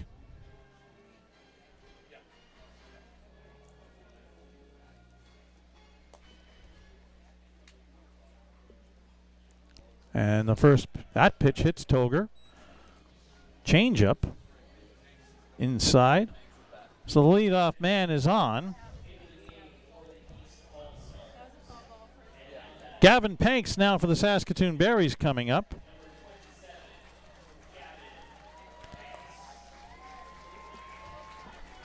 Gets a nice ovation from the crowd here. Partisan crowd for the Saskatoon Berries at Next Gen Patch at Cairns Field. Panks into the ball game. Among the league leaders, hitting .397.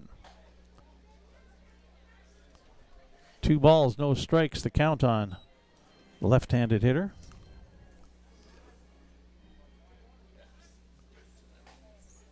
That's a called strike. 2-1 the count on the new first baseman Gavin Panks for the East Division. Outside 3-1. Panks has a home run and 34 runs batted in.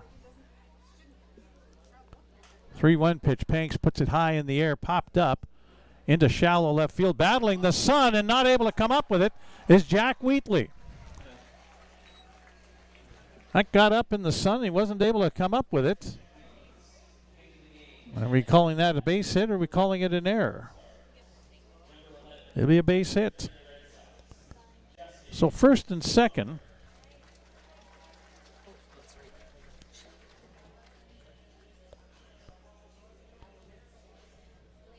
Nobody out, 2 men on. Justin Simard of the Regina Red Sox gets his first appearance at the dish. Fouls the first pitch back, strike 1. Again, facing Aiden Maxwell of the Brooks Bombers.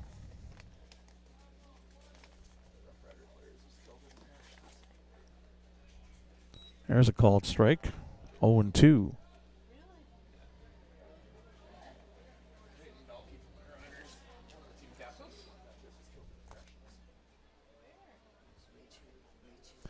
Outside 1-2.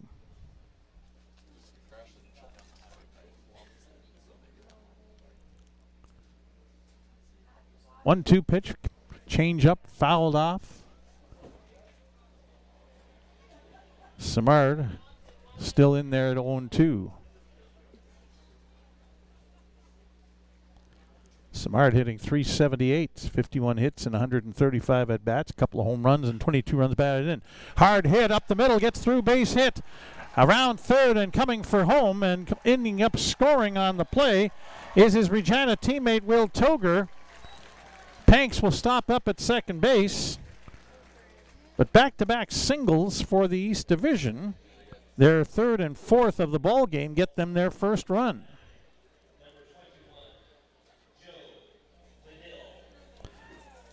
Well, Joe Medill of the Weyburn Beavers coming up for the first time. And first pitch hitting down the first base line and into right field, a base hit. Panks around third, he'll score. Bobbled out in right field, throw back into the infield. Around third and coming home and getting in there safely with a dive head first into the plate is Justin Simard. A 2-run double for Joe Medill of the Weyburn Beavers, and suddenly the East Division has a 3-1 lead. The East Division starters didn't get it done. All the reserves are the ones who are coming on and getting it in here for the East Division here in the bottom of the fifth inning. It'll bring up the number 9 hitter, the catcher for the Weyburn Beavers, Rob Gurney, his first plate appearance. Up and in, ball 1.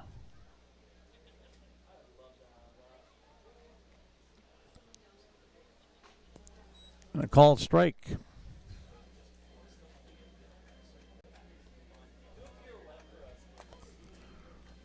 Runner on second, nobody out. 3 runs in for the East Division, runner in scoring position still. Change up high. 2 balls and 1 strike.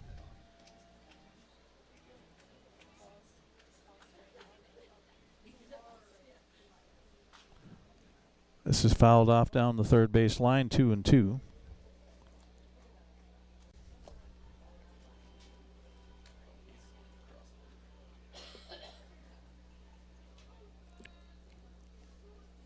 Rob Gurney at the plate. Hits this one in the air. Drifting over to the left fielder who makes the catch. Callum Haney for the first out.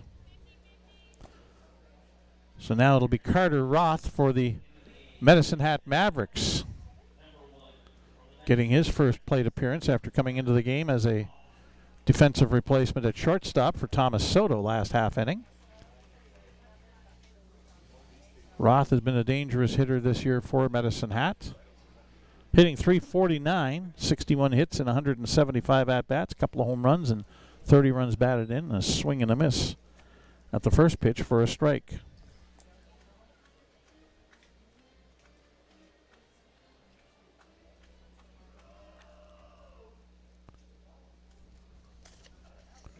One strike pitch, outside 1-1.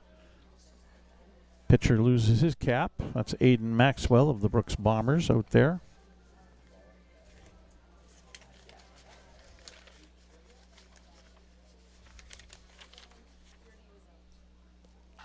This one's well tagged to left field. That is up, and away. Home run, Carter Roth. 2-run blast here in the bottom of the 5th inning. Gives the East Division a 5-run inning and a 5-1 lead. 2 home runs all season, but Roth with a big 2-run home run here in the bottom of the 5th inning extends the East Division's lead to 5-1. They'll bring up Lucas Geisler of the Swift Current 57s to the plate for the first time.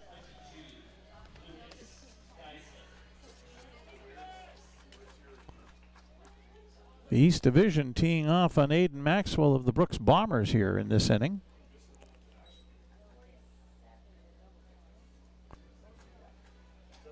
Maxwell's only managed the 1 out so far. Maxwell a 2-1 record and a 7.20 earned run average this season for Brooks, but having trouble in this inning. Works quickly. Has a 1-2 count and a little looper that's caught it short for the second out.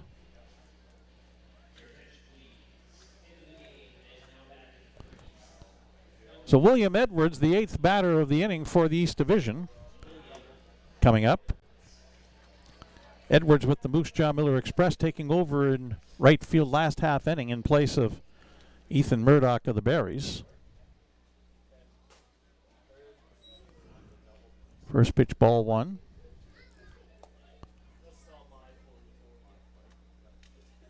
Edwards from New South Wales in Australia takes a strike, 1-1.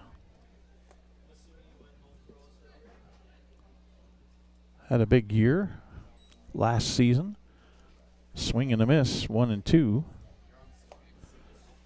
And having a big year this year with the East Division leading Miller Express. This one, 1-2 pitch on the ground. Backhanded at short. The long throw across the diamond and unable to be scooped up at first base by Liam Kirsch of Energy City. Edwards is awarded second base on the throw. Going to be a 2-base throwing error or a single and an error? Two-base throwing error on the shortstop.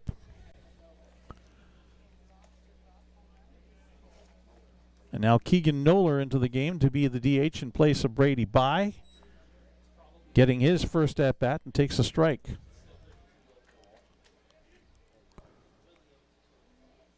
Runner on second is William Edwards. Swing and a miss, strike two. Noller.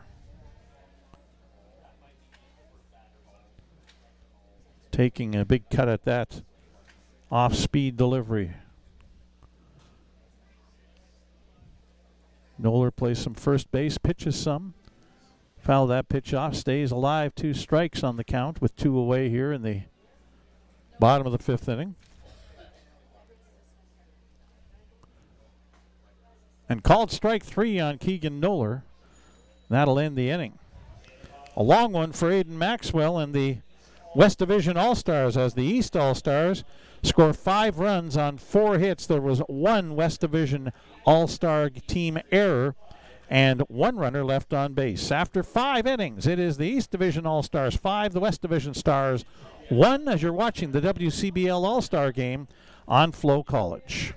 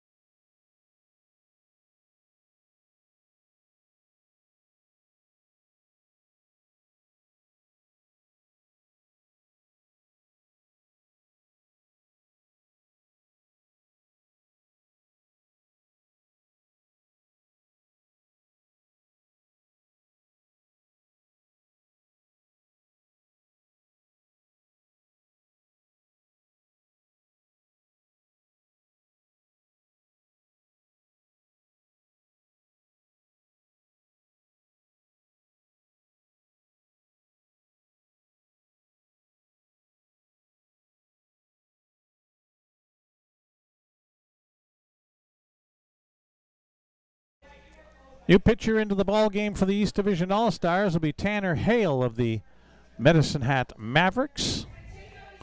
And we should start seeing some changes in the West Division lineup as we get into the top of the 6th inning.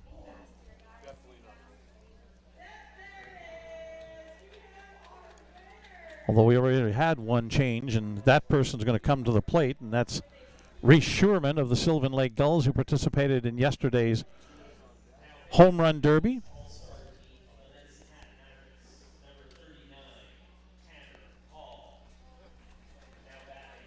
Tanner Hall coming on for Medicine Hats.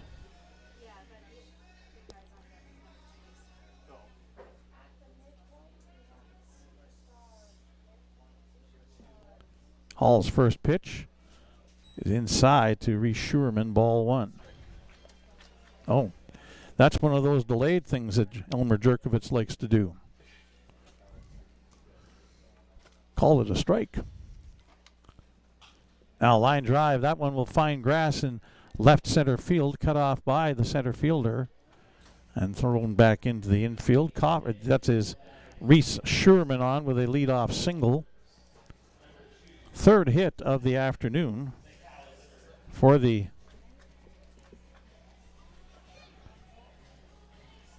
West Division. And now more of the changes coming in. Maverick McAllister of the Brooks Bombers coming on. He'll come into the game, pinch hit, and play 3rd base in place of David Simmons. Left-handed hitting McAllister. Fouls the first pitch back onto the screen. Strike 1.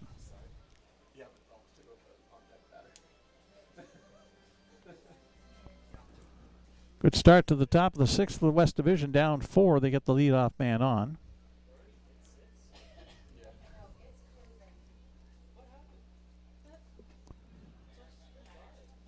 McAllister swings, lifts this one down the left field side, but twisting foul and into the West Division bullpen area.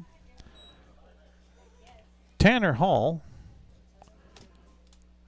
has a 2-1 record with 3 saves for Medicine Hat. 21 in the third innings pitched, 25 hits allowed, 14 runs, 11 of them earned. He has struck out 20 and walked 5. He's had 2 strikes on Maverick McAllister of the Brooks Bombers. McAllister follows that back. Count holds at 2 strikes.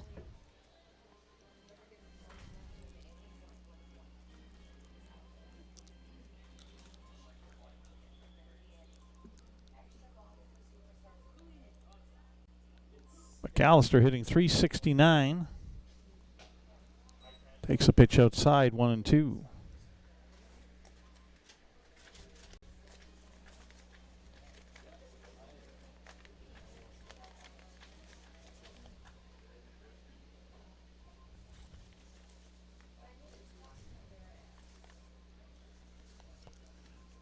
Alex Tanner Hall's pitch on the ground towards second base. It'll get on through and into right field. Stopping up at second is the catcher, Reese Sherman. Or make that, yes, Reese Sherman. And so now McAllister on back-to-back singles to lead things off in the top of the 6th inning. And now the change is starting to happen all over the place for the West Division. Right-handed hitter up at the plate now.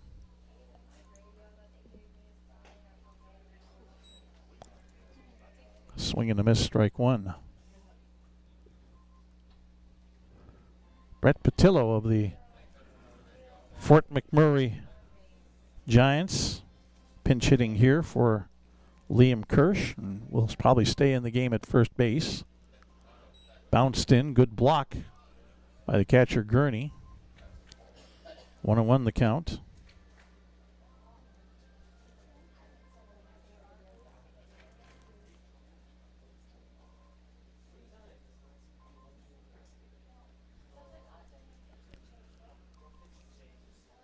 One pitch upcoming. 2 men on. Swing and a miss, strike 2, 1-2.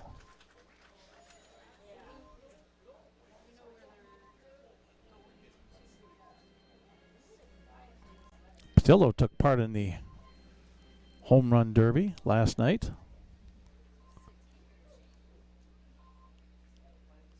Made it to the final.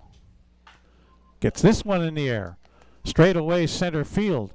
Going back, and making the catch. Nice play out there in center field by Joe Medill of the Weyburn Beavers.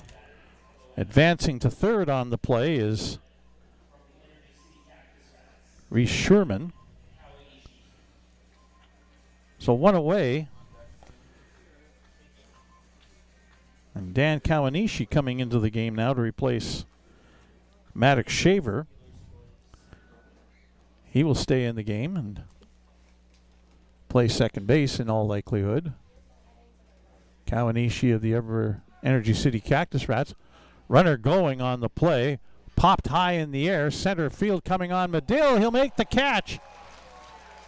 Throw on home, but in to score is Reese Sherman. Even though that was a shallow fly ball, a big effort by Medill to make the catch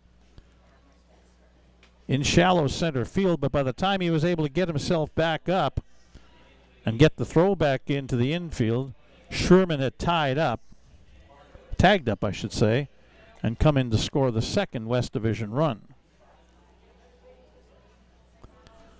Still a runner on first in Maverick McAllister. And we got McAllister going on the first pitch, the throw down, and he is safe. Just got his hand in there ahead of the tag, according to the second base umpire, Aaron Roberts.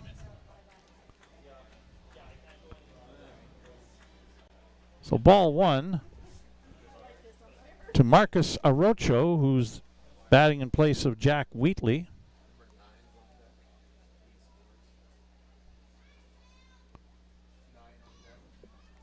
Arocho from the Fort McMurray Giants takes ball 2. He'll come into the game and play shortstop in place of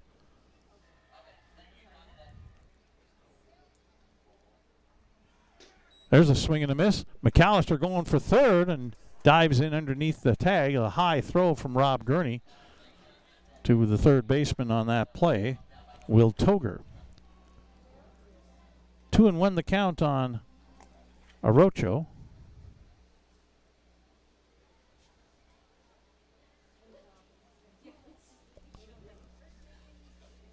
Tanner Hall. Delivery is fouled off back to the plate. To the screen, 2-2.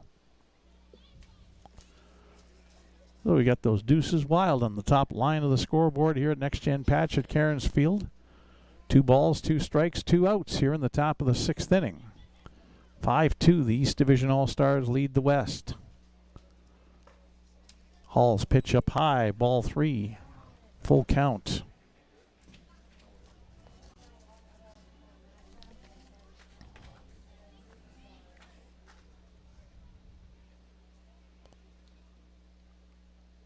Arocho in the right-hand batter's box. Hall the right-hand pitcher.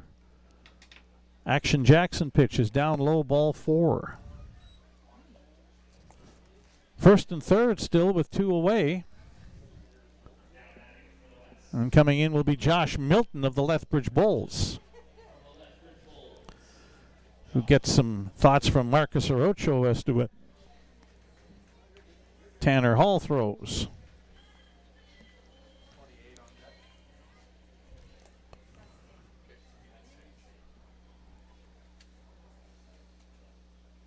Milton, a dangerous right-handed hitter from the Lethbridge Bulls. 6'1", 205-pound right-hand hitter from Richmond, Texas, takes ball 1.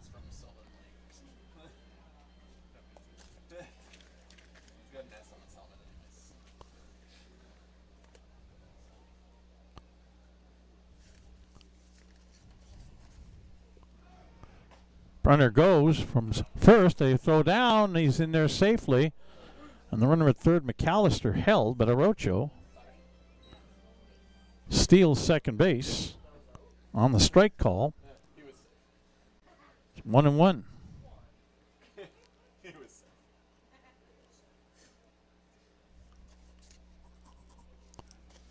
So 2 men in scoring position is the West Division threatening to get back into this ball game, trailing by 3.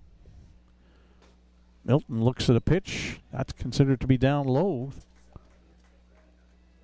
3-1 the count.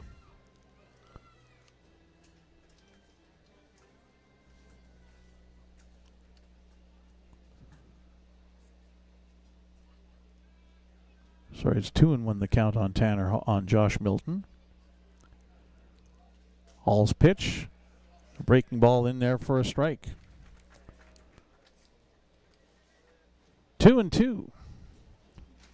Again, deuce is wild. 2 balls, 2 strikes, 2 outs. Top of the 6th inning. Hall's delivery. Inside. A full count.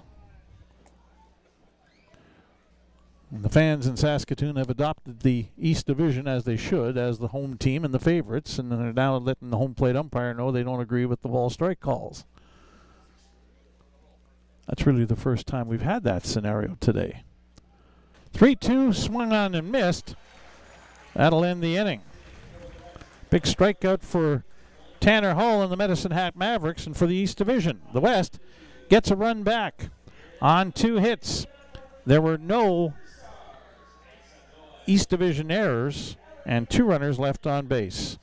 After 5.5, it is the East Division All-Stars 5, the West 2. You're watching the WCBL All-Star Game on FloCollege.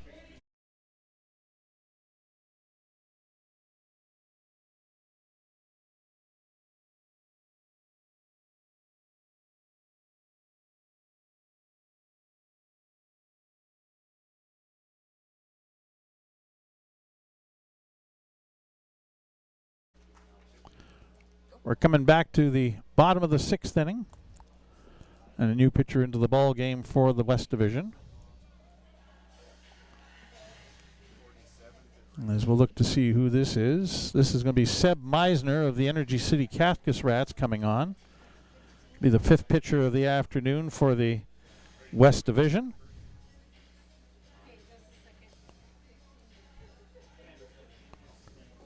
I think everybody has come into the ball game that had to be changed. But we'll be able to look at the West Division roster here now. Marcus Arocho is in at shortstop. Josh Milton is in left field. In right field is Asahi Nakano.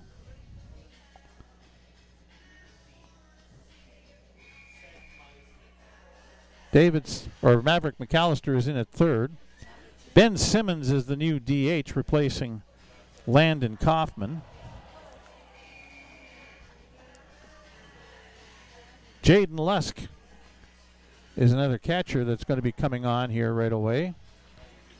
Although I don't think it'll be till the next inning. Brett Patillo's in at first. And Dan Kawanishi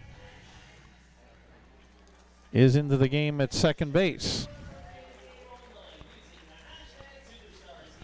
And again, the new pitcher for the West Division is Seb Meisner of the Energy City Cactus Rats. Let's get you some info on the season that Seb Meisner is having on behalf of the Energy City Cactus Rats.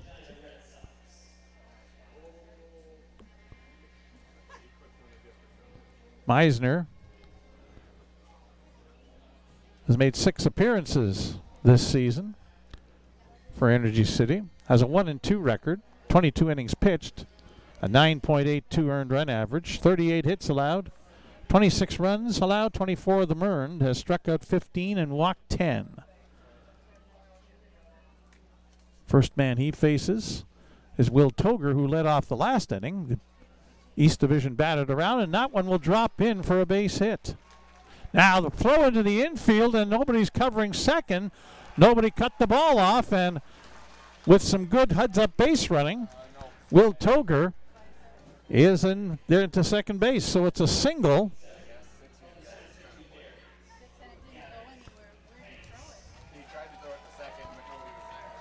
It'll be an error to the shortstop, allowing Toger to get to second. So in the bottom of the 6th, the leadoff man's on second. Here's Gavin Panks up for the second time. Singled and scored last inning. Swing and a miss, strike one.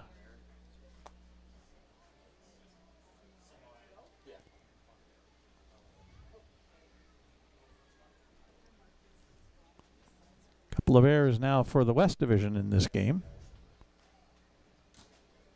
Now that gets away from the catcher to the backstop, and advancing to third base is Will Toger. Wild pitch.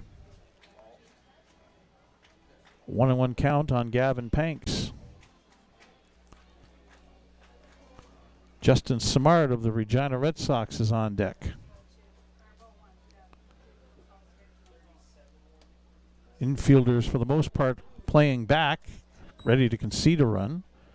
Panks with a swing and a miss. 1-2. Only the third baseman, Maverick McAllister, playing even with the bag or at the edge of the infield grass. Up and in, 2-2 the count. From Seb Meisner to Gavin Panks.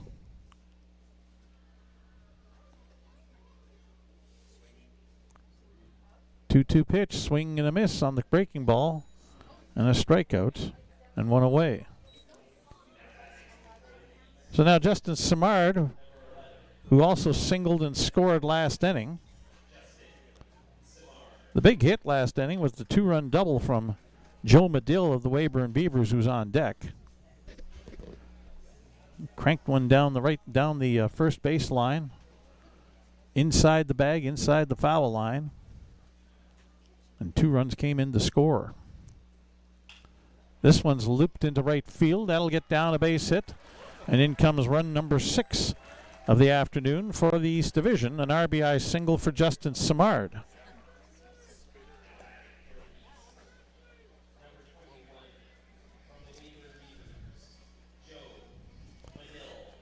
(6-2) now. Joe Medill coming to the plate. Like I said, he had the big hit last inning. A 2-run double that keyed the 5-run at bat, although Carter Roth will be the one remembered for hitting one out of here. He had a 2-run homer that brought Medill in. Medill looks at a first pitch ball.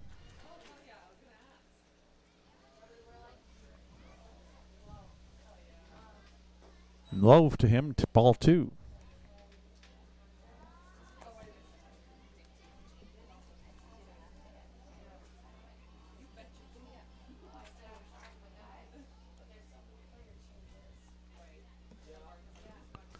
Medill waits on a 2-0 pitch. That's a called strike. Joe Medill hitting .240 with 30 hits and 125 at-bats for the Weyburn Beavers.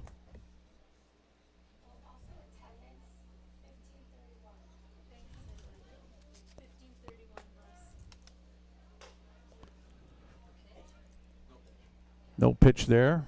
Time was called. 2 balls, 1 strike.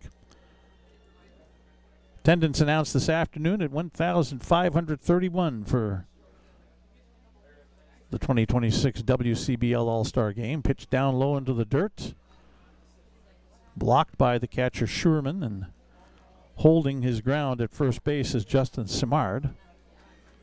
Count now up to 3-1 on Joe Medill, who has 5 home runs and 19 runs batted in, but being a left-handed hitter, needs to get that maybe going to the opposite field in order to catch the wind stream that we have. That gets away from the catcher and down low anyway, ball 4. So Medill's on. Simard moves up to second. Bring up Rob Gurney, the catcher. Flew out to left field his first time up last inning.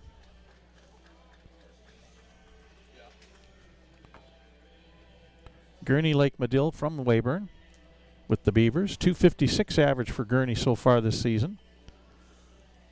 30 hits and 117 at-bats, 4 home runs, 20 runs batted in. He also has 9 doubles, right-handed hitter.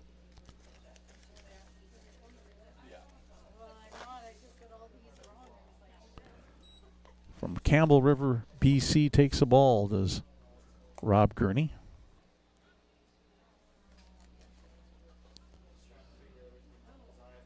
Attends Mayville State University in North Dakota. Simard at second, dancing around, drawing some attention. And then the pitch in there for a strike, 1-1.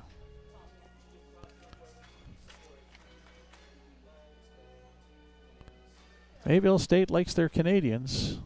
Always have. 1-1 pitch. Gurney pops it up. Does it have a chance? Nope. That is going to fall just over top of the screen and be caught by a fan. 1 ball, 2 strikes. Thousands of years ago when I played ball, back in the late 70s, a couple of my junior teammates were recruited to play at Mayville State. Pitch up high, 2-2.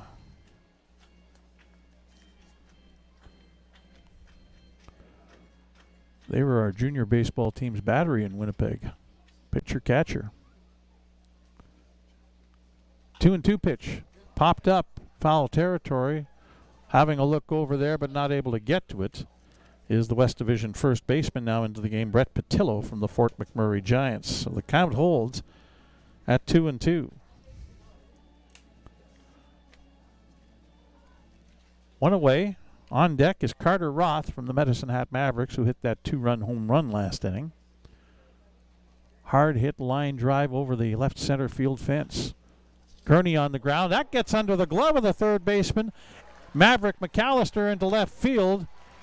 Turning for third and coming home is Justin Simard, and into second base is Rob Gurney. That'll be an error. on the third baseman, McAllister.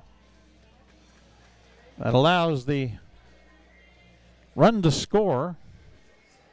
Make it 7 on the game now for the East Division, all in the last 2 innings, and all 3 of the errors by the West Division have happened in the last 2 innings. Carter Roth at the plate takes a strike.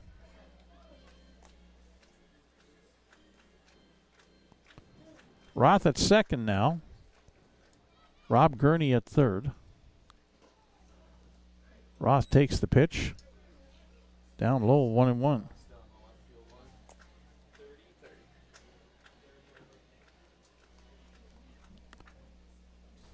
We have action down the left field line in the West Division bullpen. Breaking ball in for a strike. 1-2 the count. Seb Meisner, the pitcher from the Energy City Cactus Rats. Roth fouls that off into the first base bleachers. Count holds 1-2 as everybody's okay over there.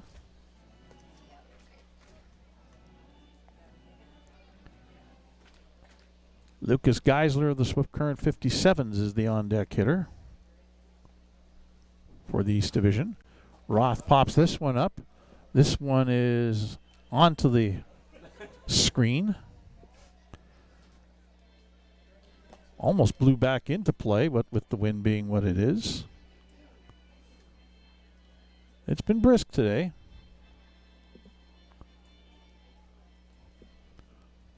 One-two count holds on Carter Roth of the Medicine Hat Mavericks. Low, 2-2.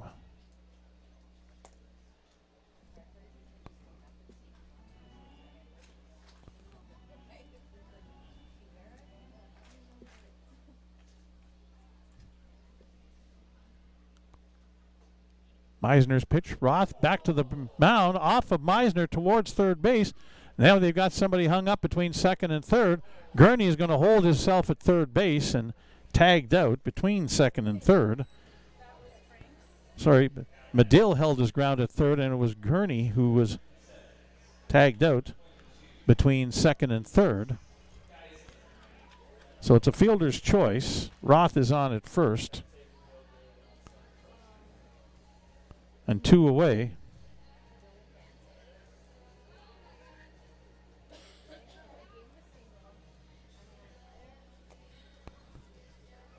They're going to give Carter Roth a single because nobody would have gotten him out, but they caught the man off base. So now it's Lucas Geisler, left-handed hitter, coming up.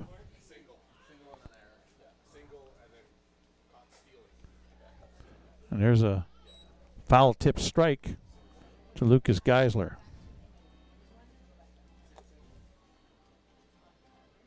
First and third with 2 away here.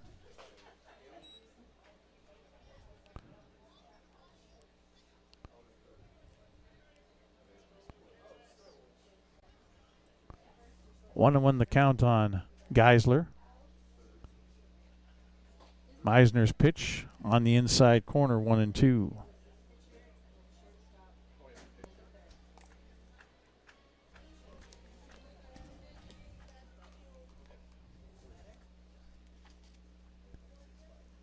One-two pitch hit in the air into shallow left field, going back, and unable to come up with it is the third baseman. Another run comes in to score. Joe Medill in from third base on the bloop single by Lucas Geisler. Carter Roth around to third base, and William Edwards will be the 8th man coming to the plate here for the East Division in the 6th inning. The East batted around in the 5th after falling behind 1-0 and scored 5 in the 5th inning, and now they've scored 3 here in the 6th as William Edwards, who reached on an error last inning, takes a strike. Edwards from the Moose Jaw Miller Express takes a called strike once again. He falls behind 0-2.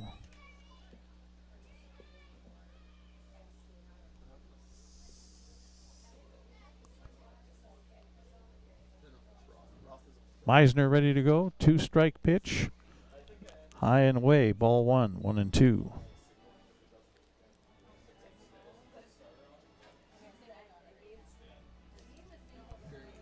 Right-handed hitting William Edwards from the Moose Jaw Miller Express. 1-2 pitch. Chopped foul. Wide of third. Count holds at 1-2.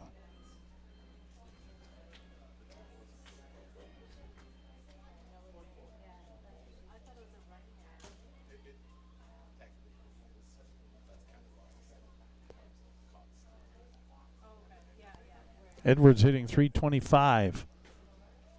Down low, 2-2.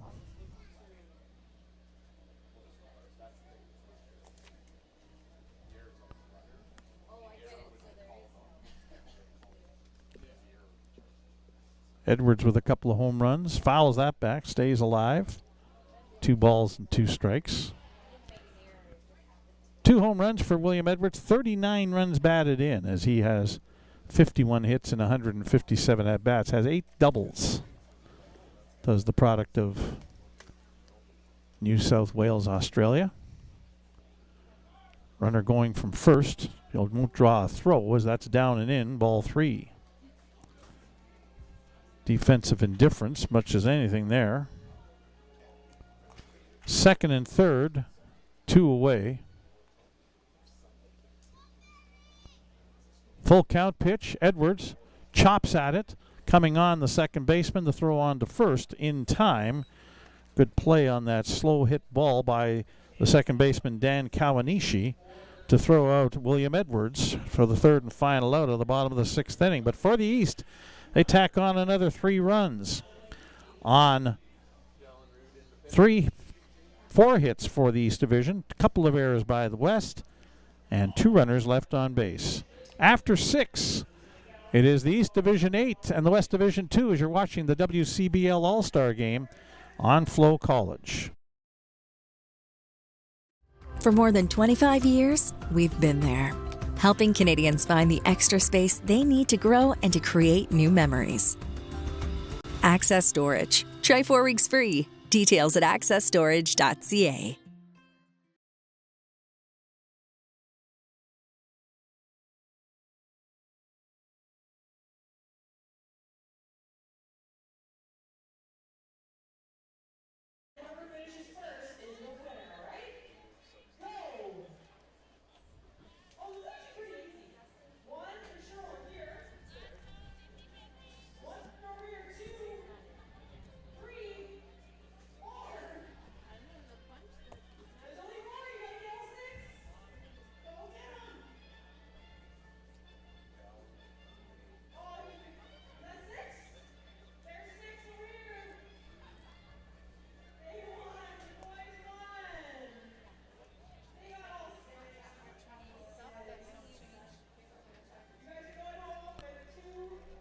There's your unofficial line score through 6 innings of play. For the East Division All-Stars, 8 runs on 10 hits. They've committed 2 errors. They've left 4 runners on base. And for the West Division All-Stars, 2 runs on 4 hits. They've committed 3 errors, and they've left 9 runners on base. As we head to the top of the 7th inning, and a new pitcher for the East Division All-Stars is from the Saskatoon Berries. It'll be Dallin Rood out of Munster, Saskatchewan.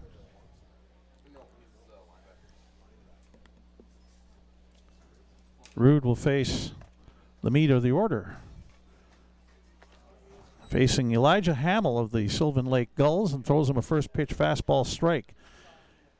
Hamill, the only starter to still be in the game for the West Division.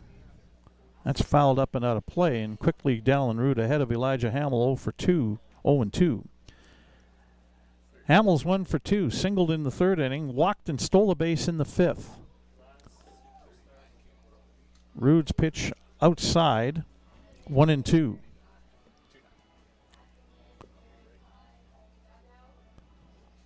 One-two pitch hit in the air, and this one is going to die in center field and get past the center fielder.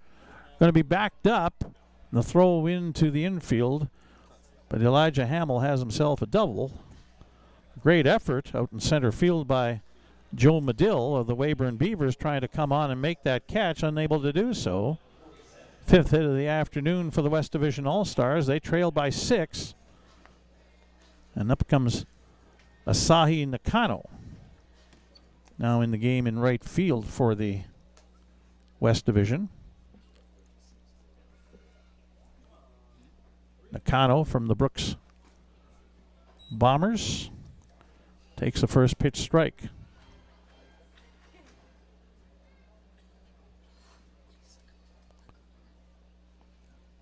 This is his first at-bat in place of Cal Gates. Ball 1, 1-1.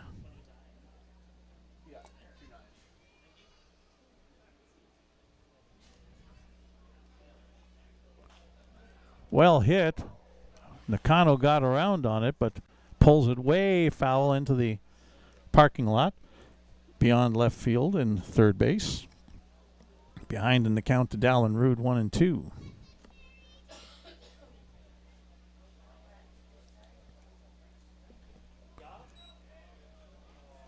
2-2 the count.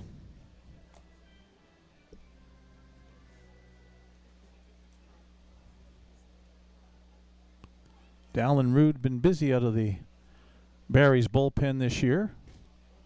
Breaking ball. It's ball 3. Full count with nobody out and a runner on second base.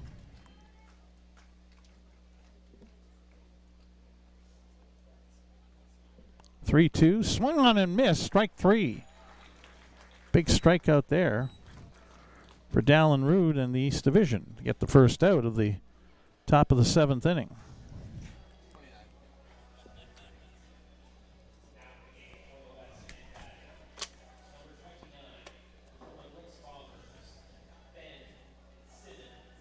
Ben Simmons from the Brooks Bombers coming on for the West Division. He'll take over at catcher. First pitch swinging. A little looper down the left field line, but that'll be about 5 feet foul. Third catcher coming into the game now for the West Division. He'll take over from Reese Sherman, I should say, of Sylvan Lake, who was in the ball game. 1 strike the count on Ben Simmons. This time he'll straighten it out and line it to left, but there to make the catch, as we pretty much hit right to him, is Lucas Geisler.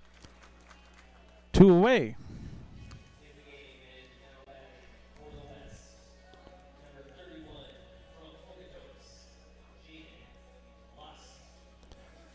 And Jaden Lusk into the game now as well.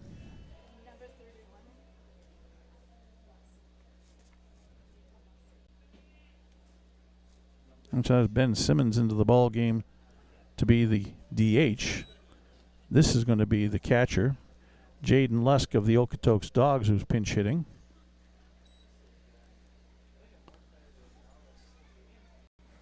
And taking over.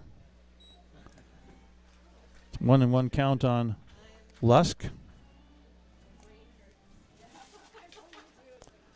Leadoff double on second base with 2 away here. Dallin Rood into the game, pitching for the East. Change up, swung on and missed. 1-2 by Lusk.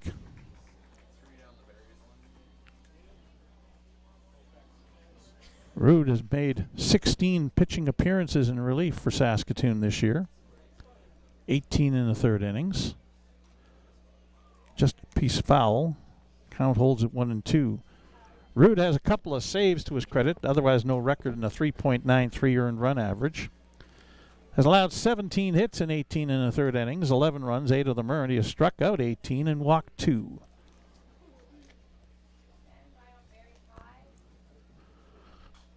Foul back onto the screen. Lusk stays alive here in the top of the 7th. 1 ball, 2 strikes. Runner on second, Elijah Hamill of the Sylvan Lake Gulls.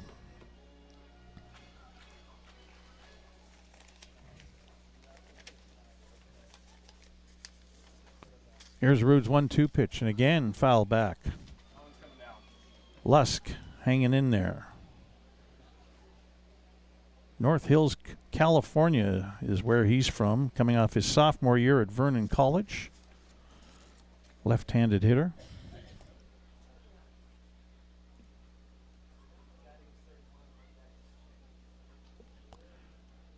Swing and a miss, strike three. Dallin Rood gets out of the inning after giving up the leadoff double. Has a couple of strikeouts in there.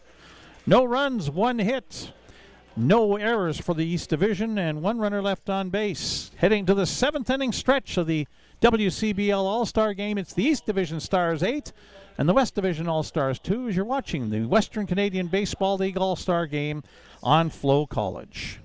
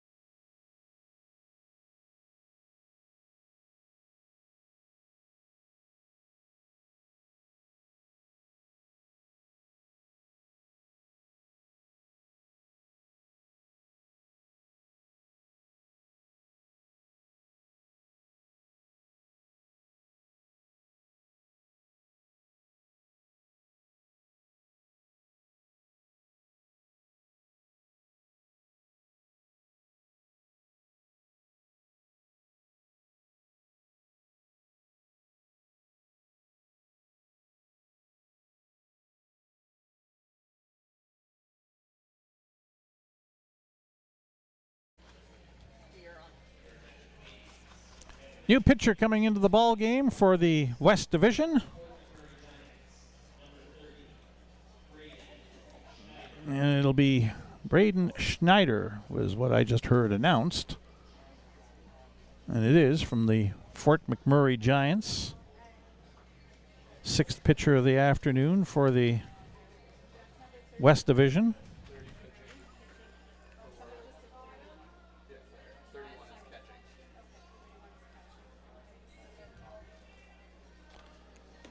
Fort McMurray for Braden Schneider. He'll face the DH, Keegan Noller, I should say, of the Swift Current 57s, Will Toger of the Regina Red Sox, and the first baseman, Gavin Panks, for the Saskatoon Berries here in the bottom of the 7th inning.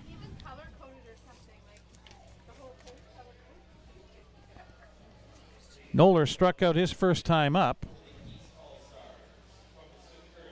Young man from Tecumseh, Ontario, who's 3rd in the league in home runs with 12. Trailing only his teammate Jake Hiramoto, who has 14, and then the Berries right fielder Ethan Murdoch, who has 13. Both Hiramoto and Murdoch started the game in the field for the East Division, both out of the game. It's been the East Division backups, or reserves, if you will, who've done the damage offensively here this afternoon. First pitch to Noller, high and upstairs, 1-0. And then low, ball 2. Let's try and tell you more, if we can, about Braden Schneider of the Fort McMurray Giants, who's on the pitch. That's outside, 3-0 to Keegan Noller.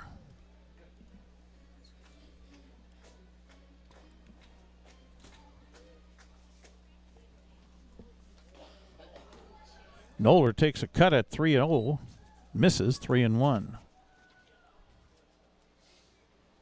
Well, there's no coach going to tell him you can't do a swing on a 3-0 pitch if you like it.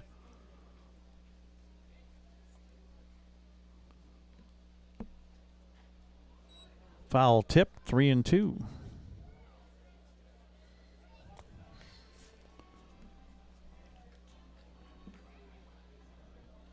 Schneider has a loss and a save, a 4.19 earned run average. And a breaking ball, strike 3 swinging. Noller out, 1 away. It's clouded over here at Saskatoon, here at Next Gen Patch at Cairns Field. Will Toger up for the third time in as many innings. The starting third baseman, Jake Hiramoto for Swift Current, only got one plate appearance in the first 4 innings. Struck out in one and only time. Toger hit by a pitch, scored in the 5th, singled and scored in the 6th inning, leading off both those times. This time he's the second man up in the inning. Takes a ball outside for ball 1 from Braden Schneider.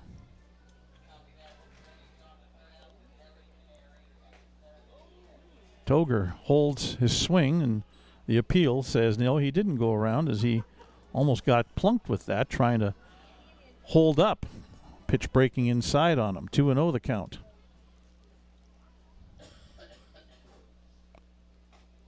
Fastball in for a strike. 2-1.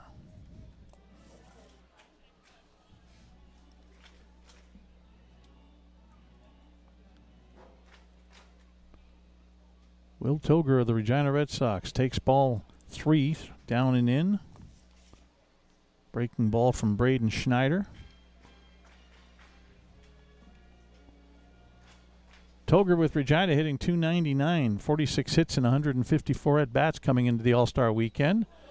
He is starting towards first base and gets called back by a strike call by home plate umpire Elmer Jerkovich. That makes the count full at 3-2. Toger with 6 home runs and 33 runs batted in. Thought he had himself a walk.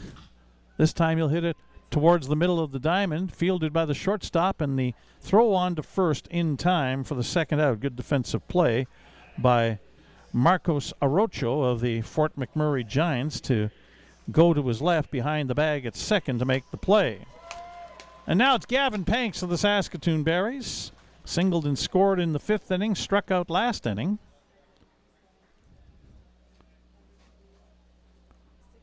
East Division with 10 hits in the afternoon. Breaking ball from the left-handed pitcher to the left-handed hitter is in for a strike.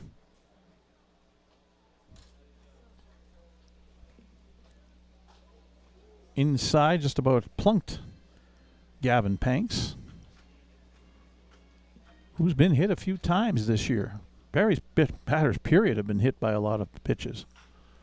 This one's well tagged to right field. Right fielder gives up on it, as this one you can kiss goodbye. Home run, Gavin Panks. A solo shot to make it 9-2 here in the bottom of the 7th inning.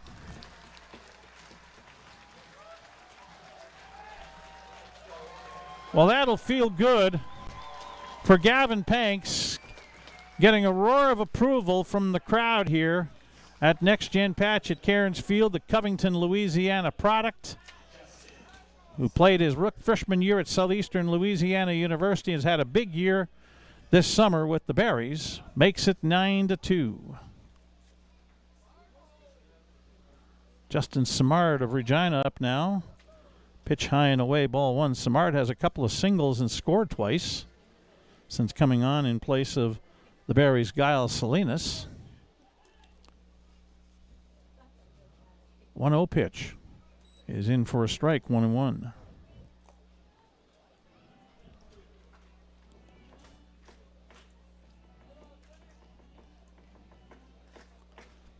Simard hitting .378 with Regina. 2 Hopper backing up on the play as the third baseman McAllister. Long throw and in time to get the out at first base.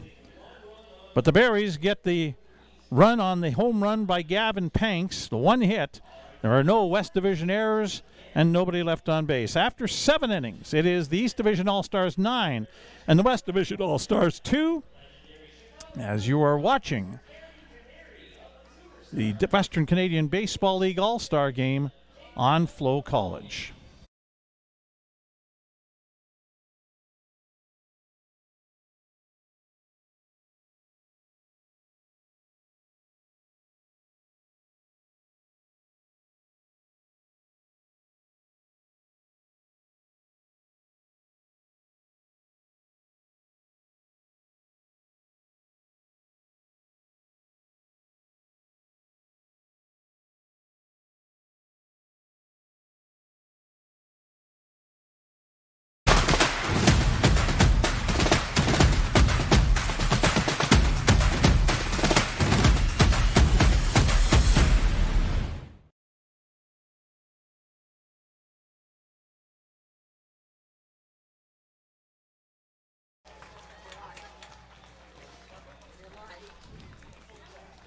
New pitcher coming into the game for the East Division. Let's find my little note that tells me what was going to be happening with the pitching. This will be Koufax Cranmer coming into the ball game now for the East Division on behalf of the Swift Current 57s.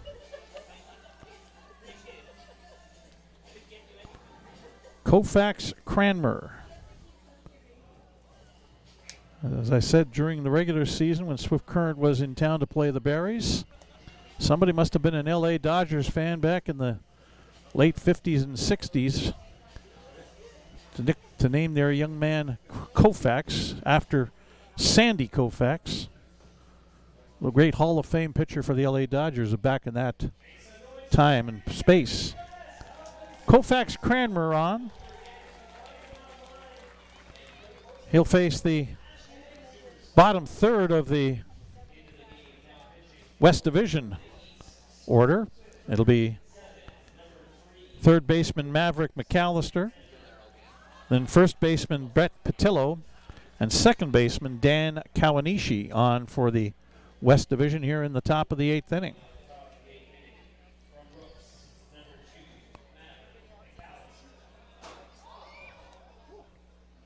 Pitch down low from Koufax Cranmer, ball one. McAllister singled, stole a base his first time up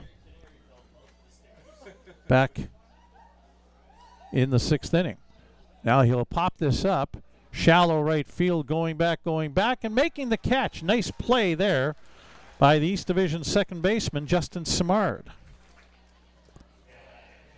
One away in the top of the 8th. Brett Patillo of the Fort McMurray Giants flew out to center field his first time up back in the 6th inning.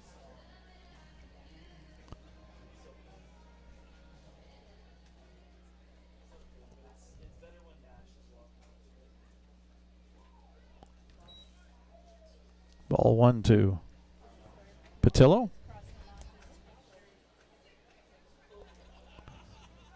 Koufax Cranmer deals down low, 2-0.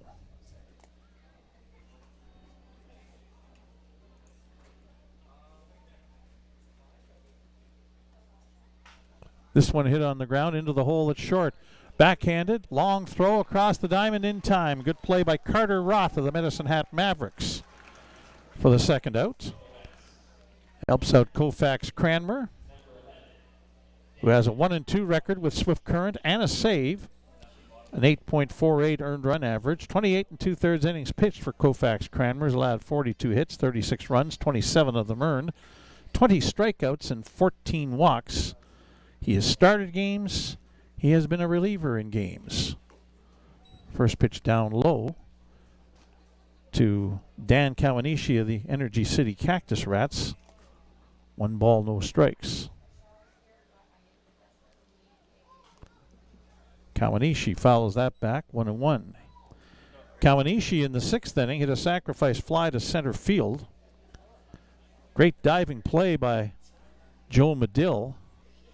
By the time he scrambled to his feet, the runner at third came in. Cranmer throws the changeup, and it's in for strike 2.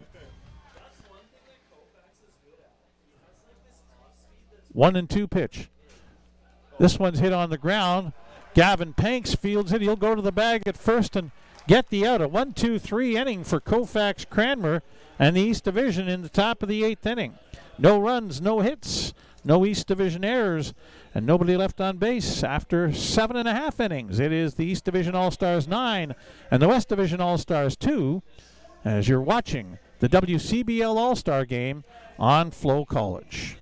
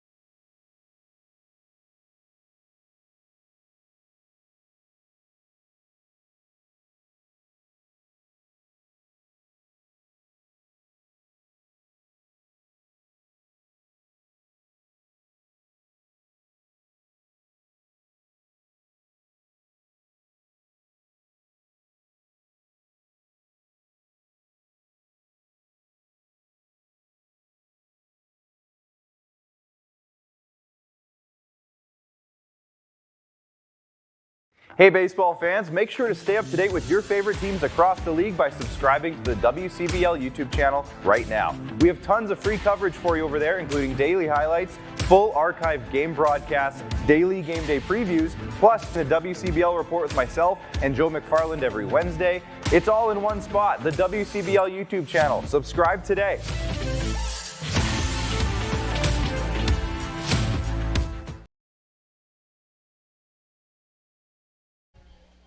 Mark Torr into the ball game for the West Division to pitch. Mark Torr from the Fort McMurray Giants has made 9 appearances for the Giants so far this year, a record of 1 win and 3 losses, a 7.23 earned run average, 37 in the third innings pitched, 50 hits allowed, 31 runs allowed, 30 of them earned, has struck out 22 and walked 16. First pitch in there for a strike to Joe Medill of the Weyburn Beavers. Medill doubled and drove in 2 runs, scored a run in the 5th inning. Walked and scored a run in the 6th. Swing and a miss on an off-speed pitch. He's behind 0-2 to Mark Torr. Medill's Weyburn teammate catcher Rob Gurney on deck, and then back to the top of the order for Medicine Hat Mavericks shortstop Carter Roth.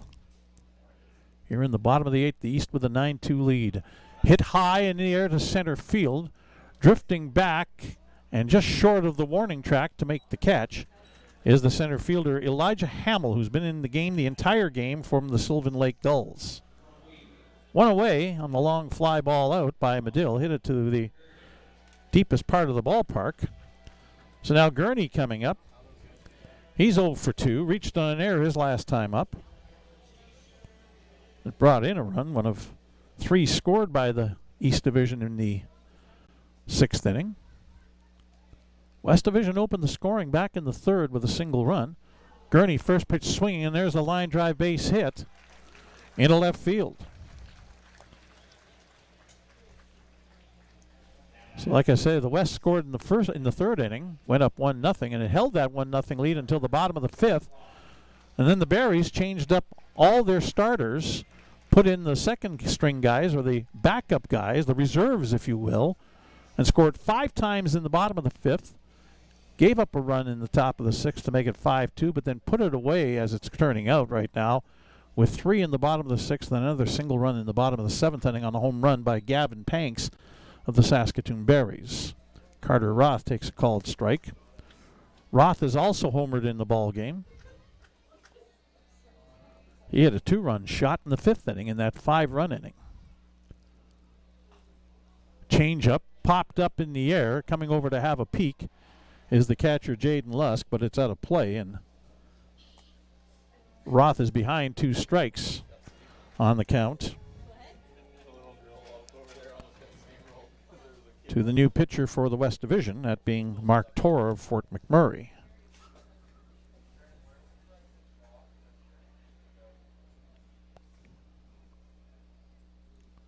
Two-strike pitch coming. Low and away. Good block by the catcher Lusk. 1 ball, 2 strikes to count on Carter Roth.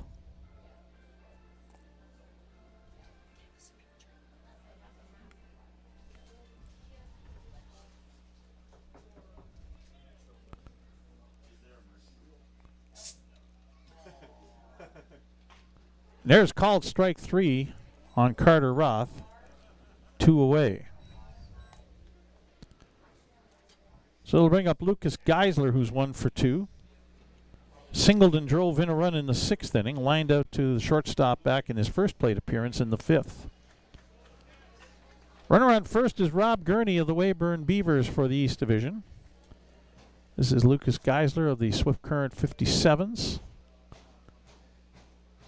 can tell he's got those orange batting gloves on to go along with the orange uniform top that they will sometimes wear. They've got 3 different uniform color tops.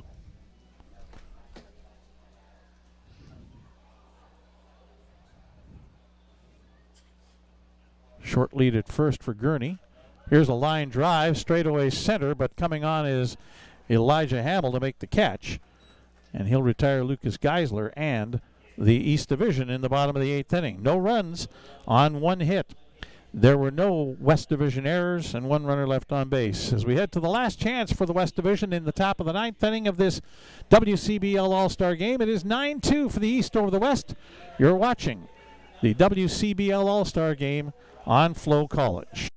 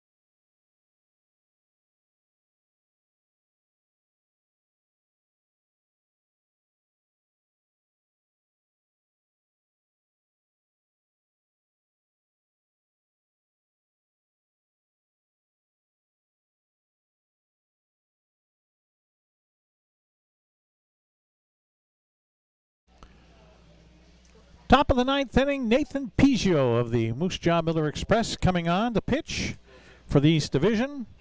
He'll face the top of the West Division order, Marcus Arocho, the shortstop from the Fort McMurray Giants, the left fielder Joshua Milton of the Lethbridge Bulls, and the center fielder Elijah Hamill of the Sylvan Lake Gulls.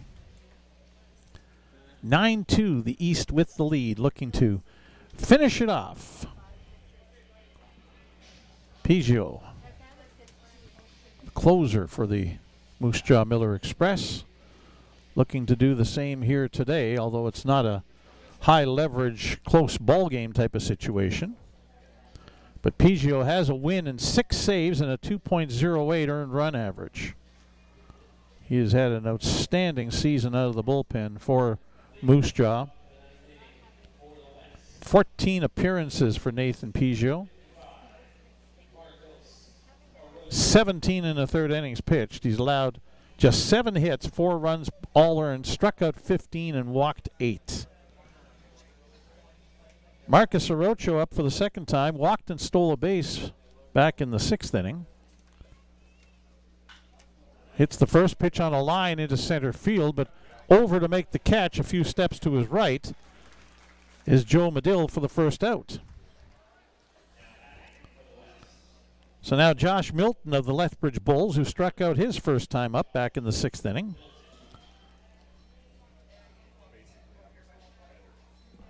Milton, the big boy with the Lethbridge Bulls.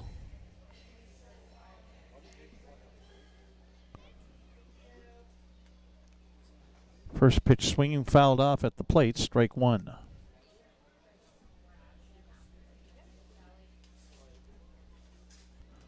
Milton came into the All-Star break hitting .322, 37 hits and 115 at-bats. A couple of home runs and 32 runs batted in. That's outside. Ball 1, 1-1.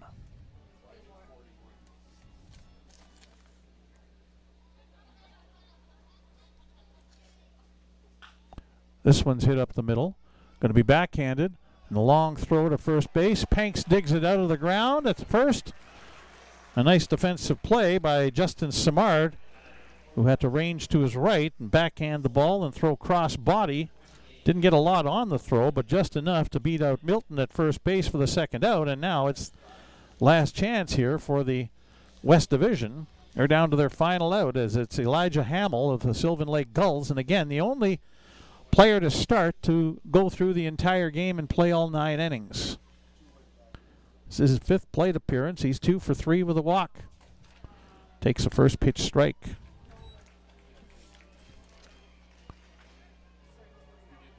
From Nathan Pizio.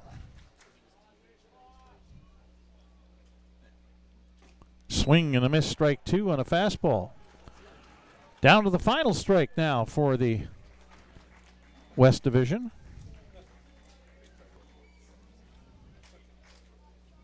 Hamill, a .330 hitter with 7 home runs, trying to keep it alive. outside, 1-2.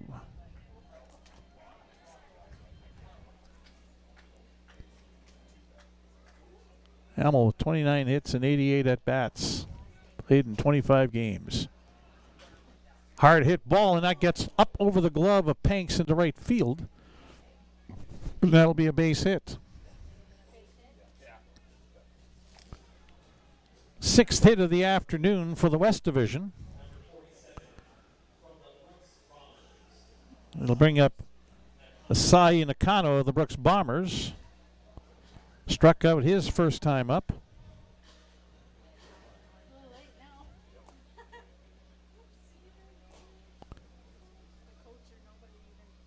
First pitch breaking ball is in for a strike.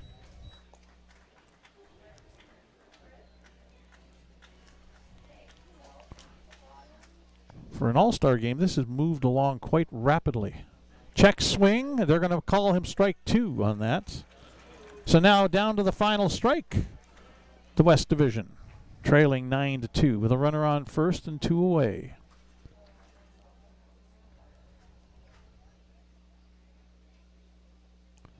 Peugeot at the ready. Here's a line drive into left field coming on, and making the catch to finish up the ball game is Lucas Geisler of the Swift Current 57s. And that's it. No runs in the top of the 9th inning for the West Division on 1 hit. There were no East Division errors and 1 runner left on base. Your final score this afternoon in the annual Western Canadian Baseball League All-Star Game is the East Division All-Stars 9 and the West Division All-Stars 2. Stand by. We'll be back with you to wrap it up here from Next Gen Patch at Cairns Field in a moment. Again, 9-2 the East over the West. You're watching the Western Canadian Baseball League All-Star Game on FloCollege.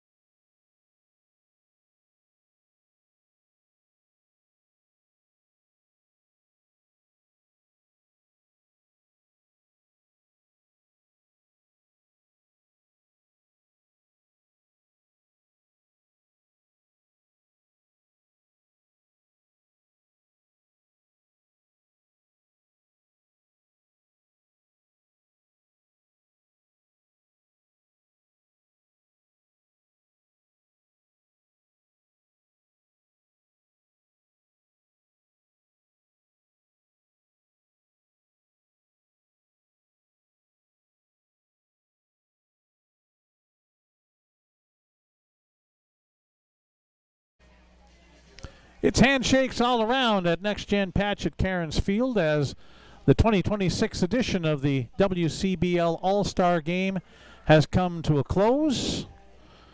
A victory for the East Division All-Stars over the West here today in front of 1,531 fans at Next Gen Patch at Cairns Field in Saskatoon.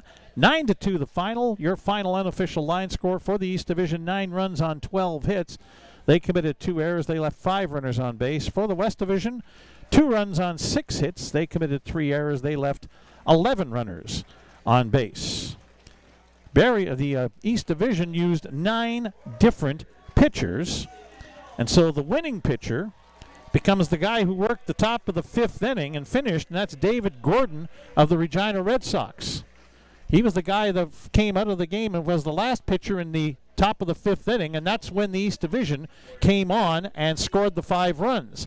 For the West Division, the losing pitcher becomes Aiden Maxwell of the Brooks Bombers, who was the pitcher in the bottom of the 5th inning when the East Division scored 5 times. As down on the field, as you might be able to see in the right-hand corner of your screen, you've got Saskatoon Berries president Steve Hildebrand presenting the little memento, the championship game or the All-Star Game winning bat to Braden Cobb, the head coach of Carter Roth. That's the All-Star Game MVP, Carter Roth of the Medicine Hat Mavericks, who hit the 2-run home run as part of the 5-run 5th inning. So congratulations to Carter Roth of the Medicine Hat Mavericks. He's going to get it!